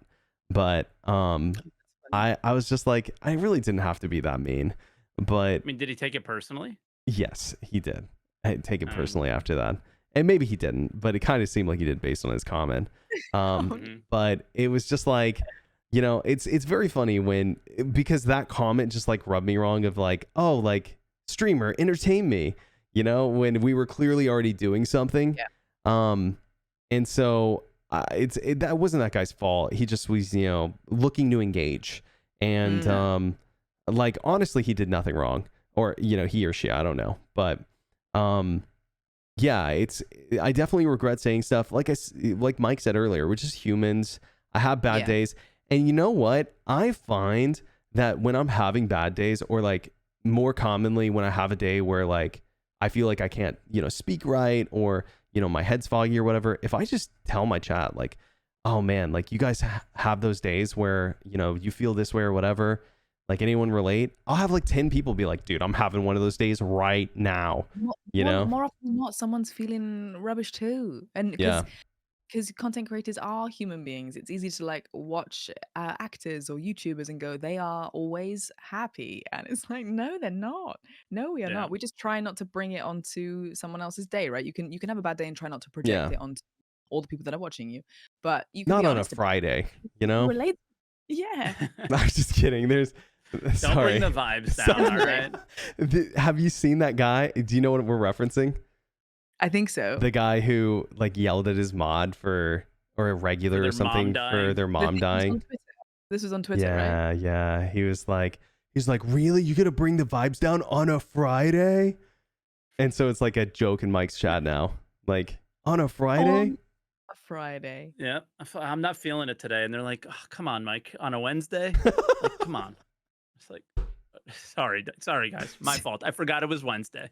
On a Monday at 3? Come. Jeez. Come on, Mike. Jesus. Yeah. But, you know, at the end of the day, it's like, it's all about, like we said, it's you attract who you are as a streamer. And so it's about creating an environment where you feel like you can engage with discussion, you know, stay pretty positive. I like to stay positive. And I feel like that's half Speak the for battle. yourself, brother. Hey, listen, okay, we all can't be salty all the time, you know? Wait, I think the mic cut it out. What did Mike say? I said speak for yourself. Oh, right. Speak for yourself. Yeah. But well, yeah, it's I mean, at the end of the day, I really love what I do. I feel like I'm extremely lucky to get to do what I do. And I think all of us feel the same, you know? I always say it's like an honor. I just think being successful at this is such an honor.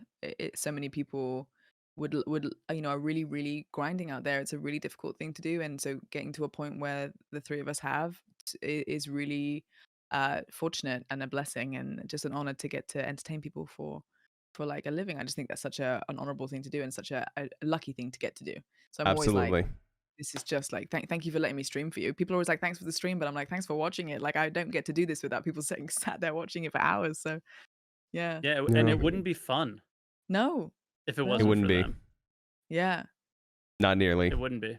Nope. Like we were talking about like what we would give up or whatever. I went when I went full time, it was to make more YouTube videos, and all I did was stream more. Right? It's not a good like I'm trying to fix that maybe a little bit, but it's been honestly, say whatever you want. It's kind of not the season for YouTube videos though. It's not the season for streaming either, to be honest. Not the season for Star Citizen YouTube videos, that's for sure. Yeah. Maybe this fall, but yeah. Our Yep. VOD together, Berks, it was so funny that I just saved it and exported it to my VOD YouTube just for memories because I was like, in 2 years, I want to come back and watch that You hilarious, mean the ridiculous. hide and go seek one? Hide and seek. It's saved Oh, forever. It's love that. immortalized. Love that. Immortalized. Immortalized in the YouTube sky. So it's God, that was such a fun stream. Brilliant. Like those are, Brilliant. and We that's why I love should- streaming. Because like you couldn't have had that same experience watching the YouTube video back. Like it was just No. so fun live. Like I think part of that stream was also because the front page had put me on for a few weeks. I think some of that was front page. So there were people wandering in from the front page that had never seen Star Citizen gameplay, didn't know Yep. what was going on, but they could easily understand that we were playing hide and seek. yeah, And that whoever I find, I shoot. That was just Yep. immediately understandable for a new person. So everyone was just invested straight away. They were like, "What's happening?"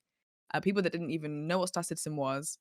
There are people that I know are not there for the Star Citizen streams, but they watch them anyway, right? And then there are people that are just there for the Oh my Star God. Citizen. It's different. I But I have a lot of people that wish that the Star Citizen streams probably weren't happening because they don't understand the game and they don't play it. They're like, But they can okay, what understand is that. yeah. So they're like, Yeah. okay, what are we doing in the verse and what's the ship and why are we talking about this or whatever? And they're just kind of just like, hoping for the best. But Isn't with the that hide and just such an amazing compliment though? yeah, I guess, yeah. If I can try and make anything fun to watch, I try my best at least. I try my best. When 'Cause people I feel like there's something fun to be made out of anything. somewhere. absolutely, and when people tell me they're like, "Yeah, I don't play the game. I'm just here to watch you." I'm like, Oh, "Man, it's that is such a compliment." for Such a sure. compliment. Or when people tell me they're like, "Yeah, I'm taking a break from Star Citizen. I just watch you." I'm like, "Oh man, like that's sick." Like you don't like the game enough right now to play it, but you like me enough to watch me play it. Like that's a Exactly. huge compliment to me. They say the same thing to me, but they say it differently. They're like, "Oh, I watch you suffer so I don't have to." Yes. That's what they say to me. I mean, that's what I say. Yeah. I tell people I play so you don't have to. That's my whole Yeah. joke. I play so you don't have to. The front page brings a lot of, is this game even finished? Is it still pay to play? And I'm like, what? Like I'm always like, I was like, never is. But but it's funny because people's perceptions of Star Citizen all comes in from the front page. But then I think watching it, in just kind of the silly light way that I play it has changed a lot of people's perspectives on it in general. Yep. Or even just how I deal with the bug, not smashing up my table because I can't get into an elevator, and just laughing it off it's changed a lot of people's views, I think, on the game itself. And Absolutely. there's about 20 people that have bought the game probably just from watching my streams and wanting to just be involved and give it a go. And that's not even me being endorsed by it. Like I don't care. Probably whether more, people- honestly, that you don't know about.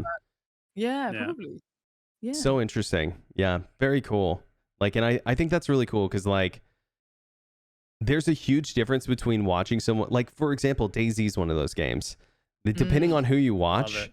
you could have a completely different experience. You could watch one person and be like, "Man, this game sucks," and then you could watch someone else and be like, "Man, this game's amazing. Like, how do I download and play this right now?" And I think Yeah. that Star Citizen's one of those games. I think Sea of Thieves is one of those games. I think that Rust is one of those games for sure. Maybe less so because like Rust is very. Tarkov is definitely one of those games for sure. Tarkov creators make me want to play it, and I am not an FPS gamer. Yeah.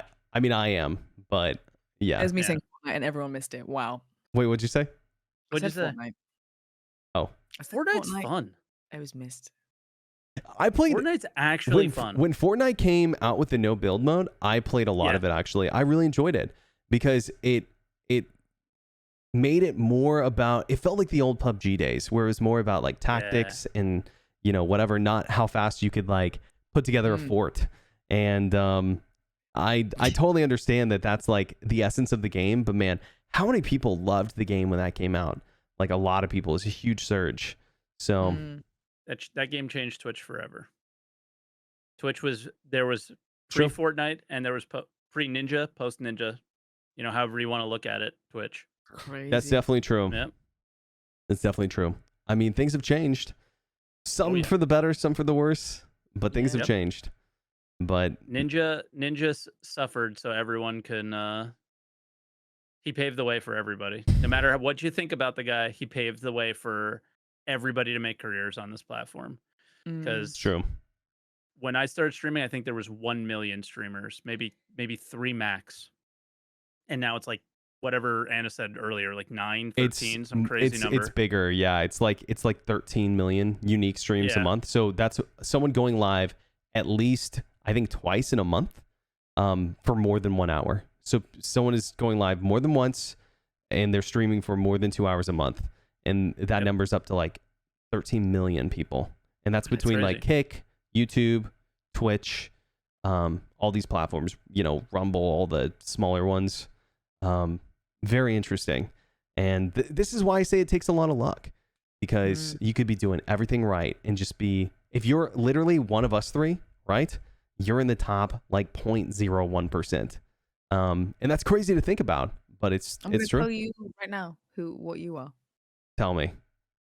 TwitchTracker.com. Oh, here we go. Because I don't look at these numbers. I don't either. I don't know where I fall. I bet you this number is going to be lower, because I wonder if they don't start counting metrics. Guess where we are. You are the top 0.11% of Twitch. Let's go. Wow. 0.11. You are 8,570th in the world. Okay. I'm liking this. I'm liking this. 3,350th in English. Okay. Oh, that's even better. Not bad at all. Okay, Mike. Lovely. You want to take a guess based on my numbers? This podcast today has been like 10,000 or 12,000 in the world, and maybe 5,000 in English. So like a bit lower. Is this just off this month, Anna? I think it's a good question, actually. It's a good question. It doesn't actually say where they're taking that from, but it's the most accurate one. Twitch Tracker is really, okay. It tells you. Yeah, pull up Mike's. I'm gonna guess you're higher than me, Mike. Why? You are the top 0.1% of Twitch, Mike. Ooh, 10. So I'm at a 0.01% higher than Berks. That's higher. I think slightly, yes. You are 7,852nd in the world. How? The 3,079th in English. Get wrecked, Berks. Listen, bro, I was rooting for you. I was rooting for you. And we were all rooting for you. All right, guys. Well, hey, this is my final stream, final podcast. Anna's going to be taking over for me from now on, because I'm just not good enough, honestly. Because my camera is being weird. Yeah, you got to be at least 0.1 to qualify. So I'm 0.11, unfortunately. That's how I missed the cut, brother. Friends. I go, if you're not in the top. Yes, when I pick my streamer friends, I go, if you're not in the top 1%, then I'm not listening. Okay, well, now you got to tell us yours, because people are going to want to know. Yeah. What's yours? All right, I'm going to guess. I'm going to guess 0.08. No, 0.05. Okay. I don't know. It's tough. Top 0.04. 0.04? Whoa. Let's go. I think this is because of the front page, so just bear that in mind. True. Front page stuff at the moment. But it takes to get on the front page means something. So you take those numbers. Those are your numbers. You take the numbers. You own that. 2,725 in the world, and then 1,110th English channel. That's awesome. That's really cool too, because again, I think that's at some point it was my like average, which would normally be something like 500, is now like 1,100 because of the front page, when it would normally be half that. Yeah. That's awesome though. How am I higher than you, Berks?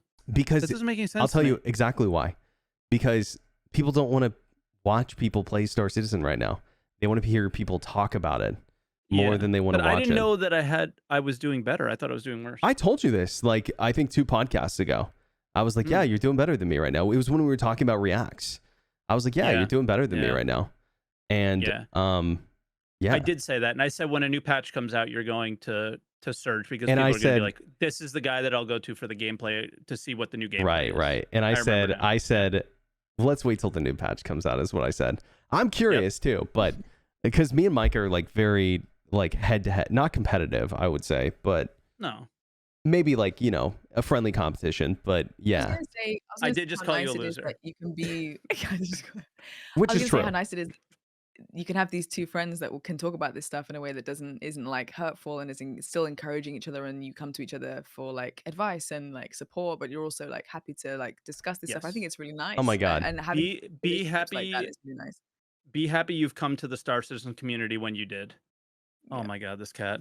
But she's she's being ridiculous. But it didn't used to be that way. It used to be so.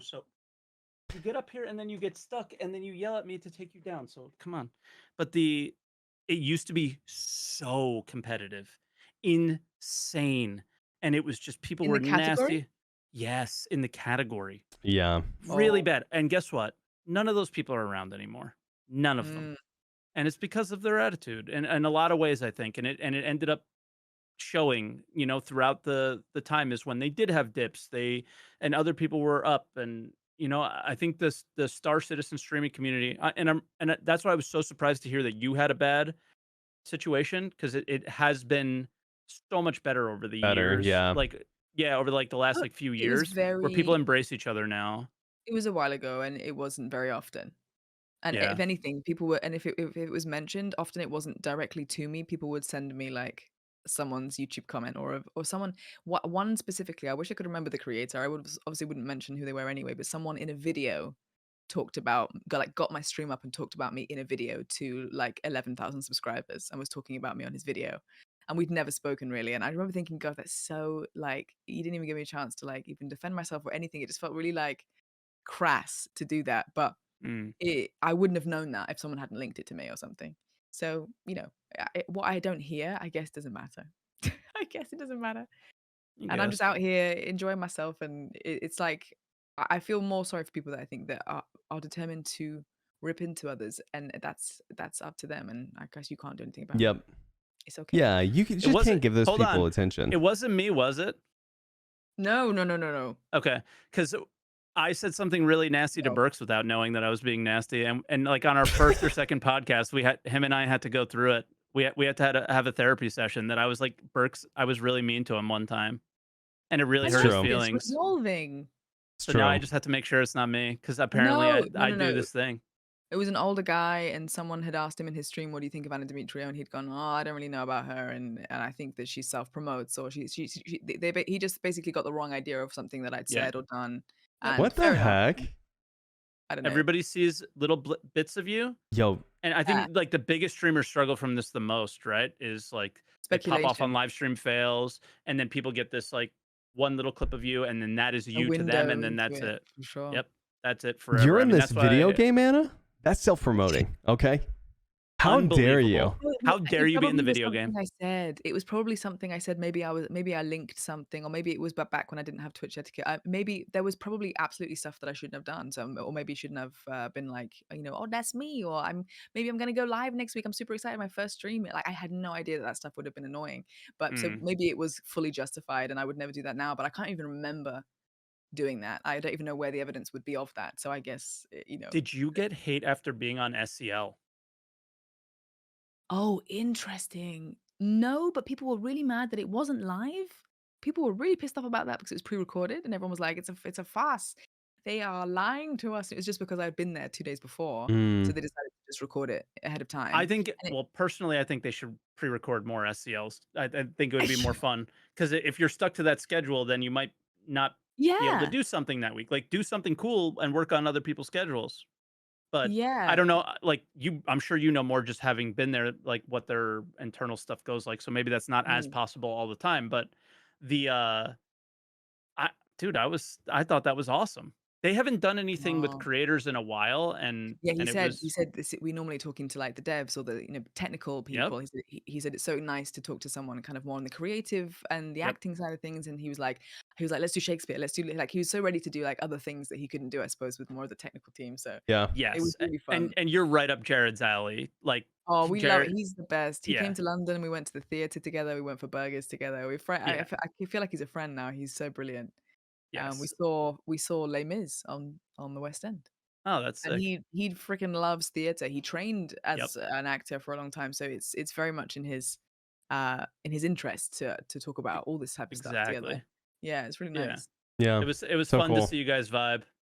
But Yeah. I was always curious if like people were the creators or people would be like, ugh, I should Well, be on yeah, so SCL. no, actually, no one was like, "Why is she That's good. there?" That was lucky. I thought it was just more that people are like, "Oh, not her again," or something. Because I know, there have been Space Tomato, Morph, Cobra. People have asked me to talk about Star Citizen a lot, so I didn't want people to be like, "Oh my god, not another one with her again." But like, Mhm. Jared was like, "You should stream the Star Citizen stream and kind of just have it up and kind of react to it and talk about it." And I remember it was being broadcast and the chat was going, and I thought if I read something that sucks whilst I'm live, that's gonna be shitty for me. So I hid the chat of the Star Citizen stream whilst I was live reacting to it and kind of just watching it back. So I don't know, but I think generally it was all right. But it That can be a happens to dirty me. place, that chat. That chat can be wild It when became those a streams meme for are up. them to bring me up every week for Oh, the last really? like month or so, and I've seen the chat, and it's yeah, it's not a fun place Well, yeah, if you get brought up. They don't he was like like, me either.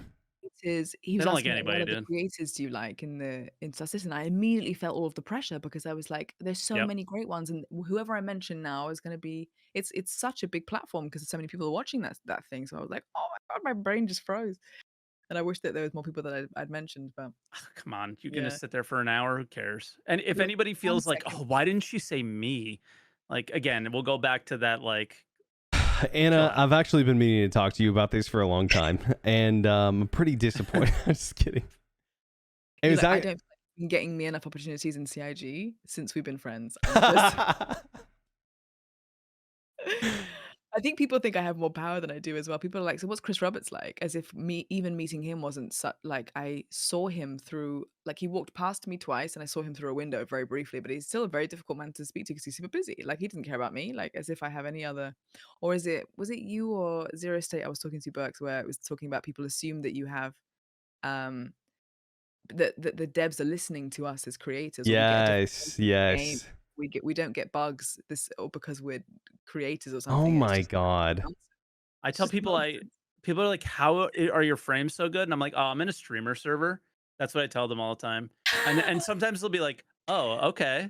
I bet they believe that. Yeah, they do. And That's then so like funny. when they believe it, I go, I'm just kidding, man. Like I just spent way too much money on a computer. Don't do Yeah. it yet because we When don't know See, what we need for Star Citizen just yet. Chill out. It's yeah, okay. Don't worry about frames yet. when people say that to me, I am immediately like, man, you're obviously not watching the stream. Because if you watch for more than 5 minutes, you'd see me run into issues as well. Exactly. oh, for sure. That happened It's when, just how seamless you deal with them, right? It's how yeah, patient you are, right? They don't see it because of that. or like I see a bug that I'm dealing with, and I immediately know, okay, this is a back to menu bug immediately. I don't have to struggle with it. This is I have to change ships bug. This is I gotta go recall my ship bug. Like immediately, I know the fix. And it's not always easy, but I know the fix immediately, and that's why. I hope I can get to that point soon where I can at least identify them. Like I know I've learned now because I've played so much of it, but I don't play it in a less technical way, but I can at least identify what's happening, but Yeah, without knowing how to fix it. So so chat is still very much like, okay, do this, do that. and Yeah, they like the don't highway, always know. they're not always I'm not right. falling for the Alt F4 again because that Oh my god. I You have mean that's alt happened plus third person for the advanced 3 menu? that I've fallen for it 3 times, all in the first year of my streaming where I had It's a rite of passage. I'm so new to gaming PCs and so new to everything that and especially I don't play mouse and keyboard ever. So Star Citizen is the only thing that I was playing on mouse and keyboard. So if they go press this and press that, I'm like, cool. And one time, especially it was after we collabed with each other, you raided me with 500 people. I was so excited to have and like host your community. And I was like introducing myself. And then we had a bug and someone said Alt F4 and it happened to be when I was on OBS. Oh my god. My stream That's just ended. great. My stream Wow. ended.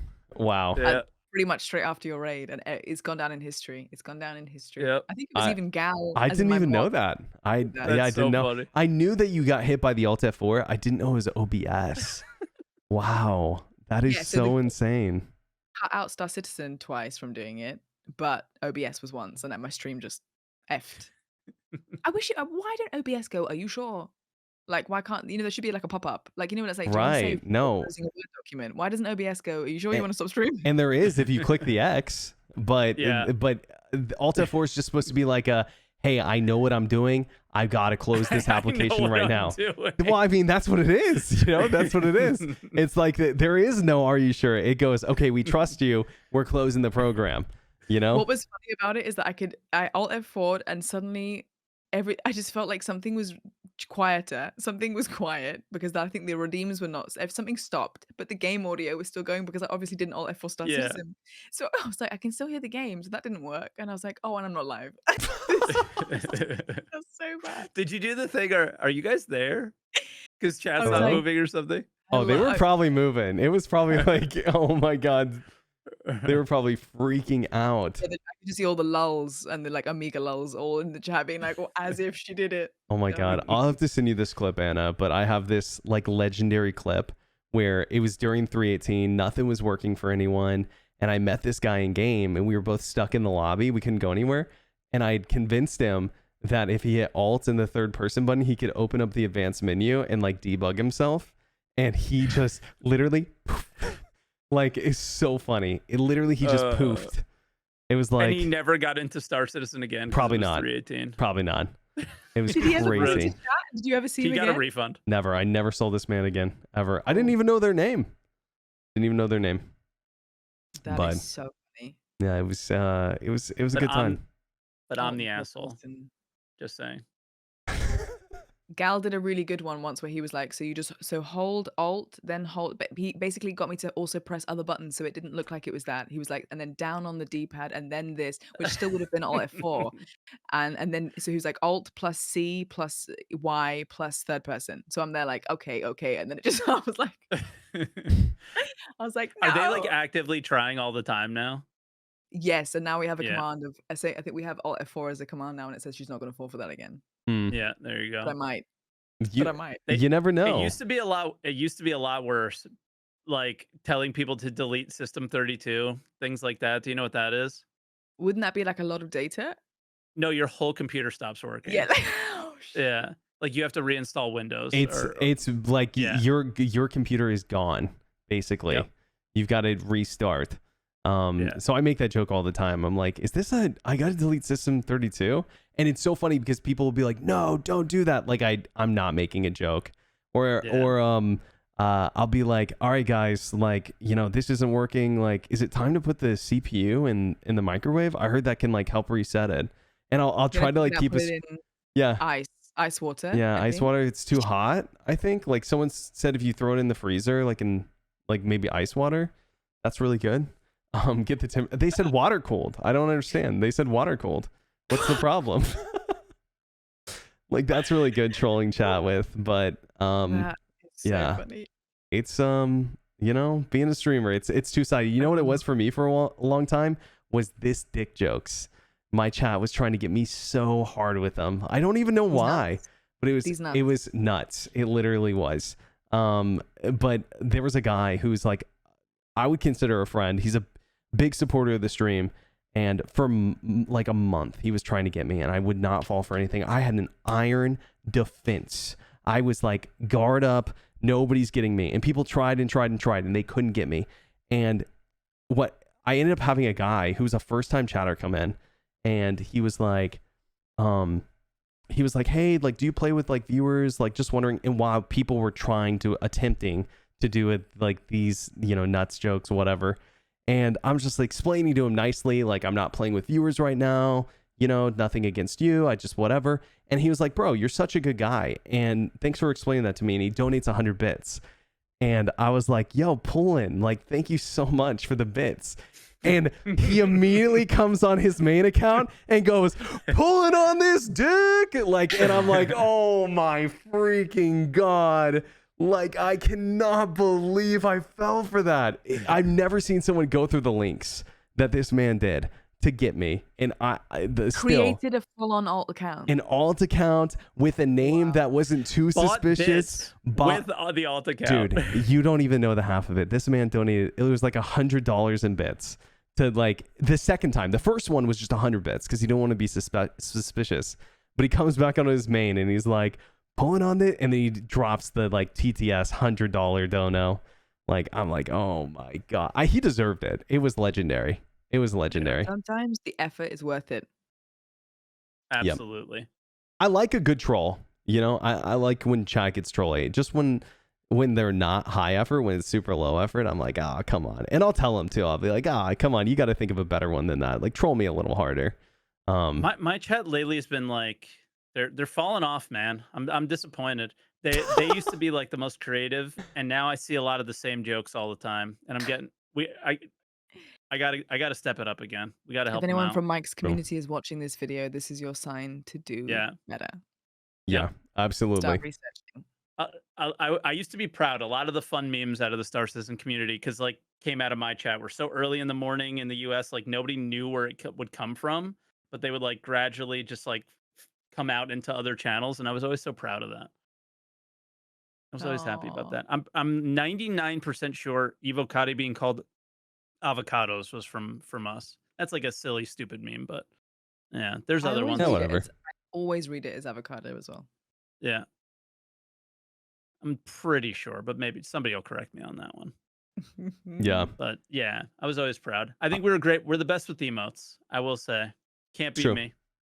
It's true. You got Can't the beat best me. emotes. I agree. I got the best mods. They're always finding the funny emotes, and yeah, I agree. Can't be I'm matched. proud. Hell yeah. Well, this was fun, honestly. Thank you for having me. Yeah, absolutely. A pleasure. Yeah, it was a lot of fun. Honestly, we went longer than I thought we were going to. So I literally told Mike before we got on, I was like, I feel like Anna's only gonna want to talk for like an hour and a half. So, we should probably like wrap it up around there. Well, that's our typical target time. But yeah, and you're busy, and it's getting late for you, I'm sure. But we just not like you don't like us or anything. That's our typical target time. I know you don't. I know you hate us, but that's our typical target time is an hour and a half. And wait, what? It was that raid she did on me. It was ever since I was like, what an asshole. What an asshole. I'm never raiding again. Well, I'm sure everyone is expecting like 2.5, 3 hour long podcasts from us now, but that's really not been the plan. We've literally just been like, let's get someone in here who we like and let's talk to them. And, we'll try to end around an hour and a half. And it just hasn't gone according to plan is basically what's happened. So, I guess that's just a compliment. We all love talking to each other. Anna, you're awesome. It's always a pleasure hanging out with you. I've had a really, really lovely conversation. It's so nice to talk to other content creators about these things and bounce off each other in that way. So it's been really fun. Thank you. It's cool because I think a lot of this podcast has even helped me become a better creator. Like Mike will say something, someone will say something, a guest, you'll say something, and I'll be like, oh yeah, like I should start doing that. Like the whole me revamping my YouTube right now is all based on a conversation we had on this podcast. And I'm really loving where it's going. So yeah, this all to say, thank you for coming on. Thanks for being a part. We'd love to have you, or love having you on.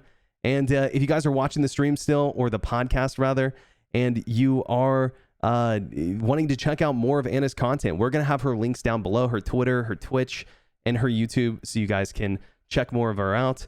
But until next time, this is the DESYNC podcast. Thanks for enjoying and watching, and we'll see you in the next one. Subscribe, please subscribe. We're almost at 1,000. If you're still listening, you legally have to subscribe. You listen to a 3-hour-long podcast by us, goons. So thank you guys so much again for watching, and we'll see you in the next one. Enjoy the rest of your day, and we'll catch you next time.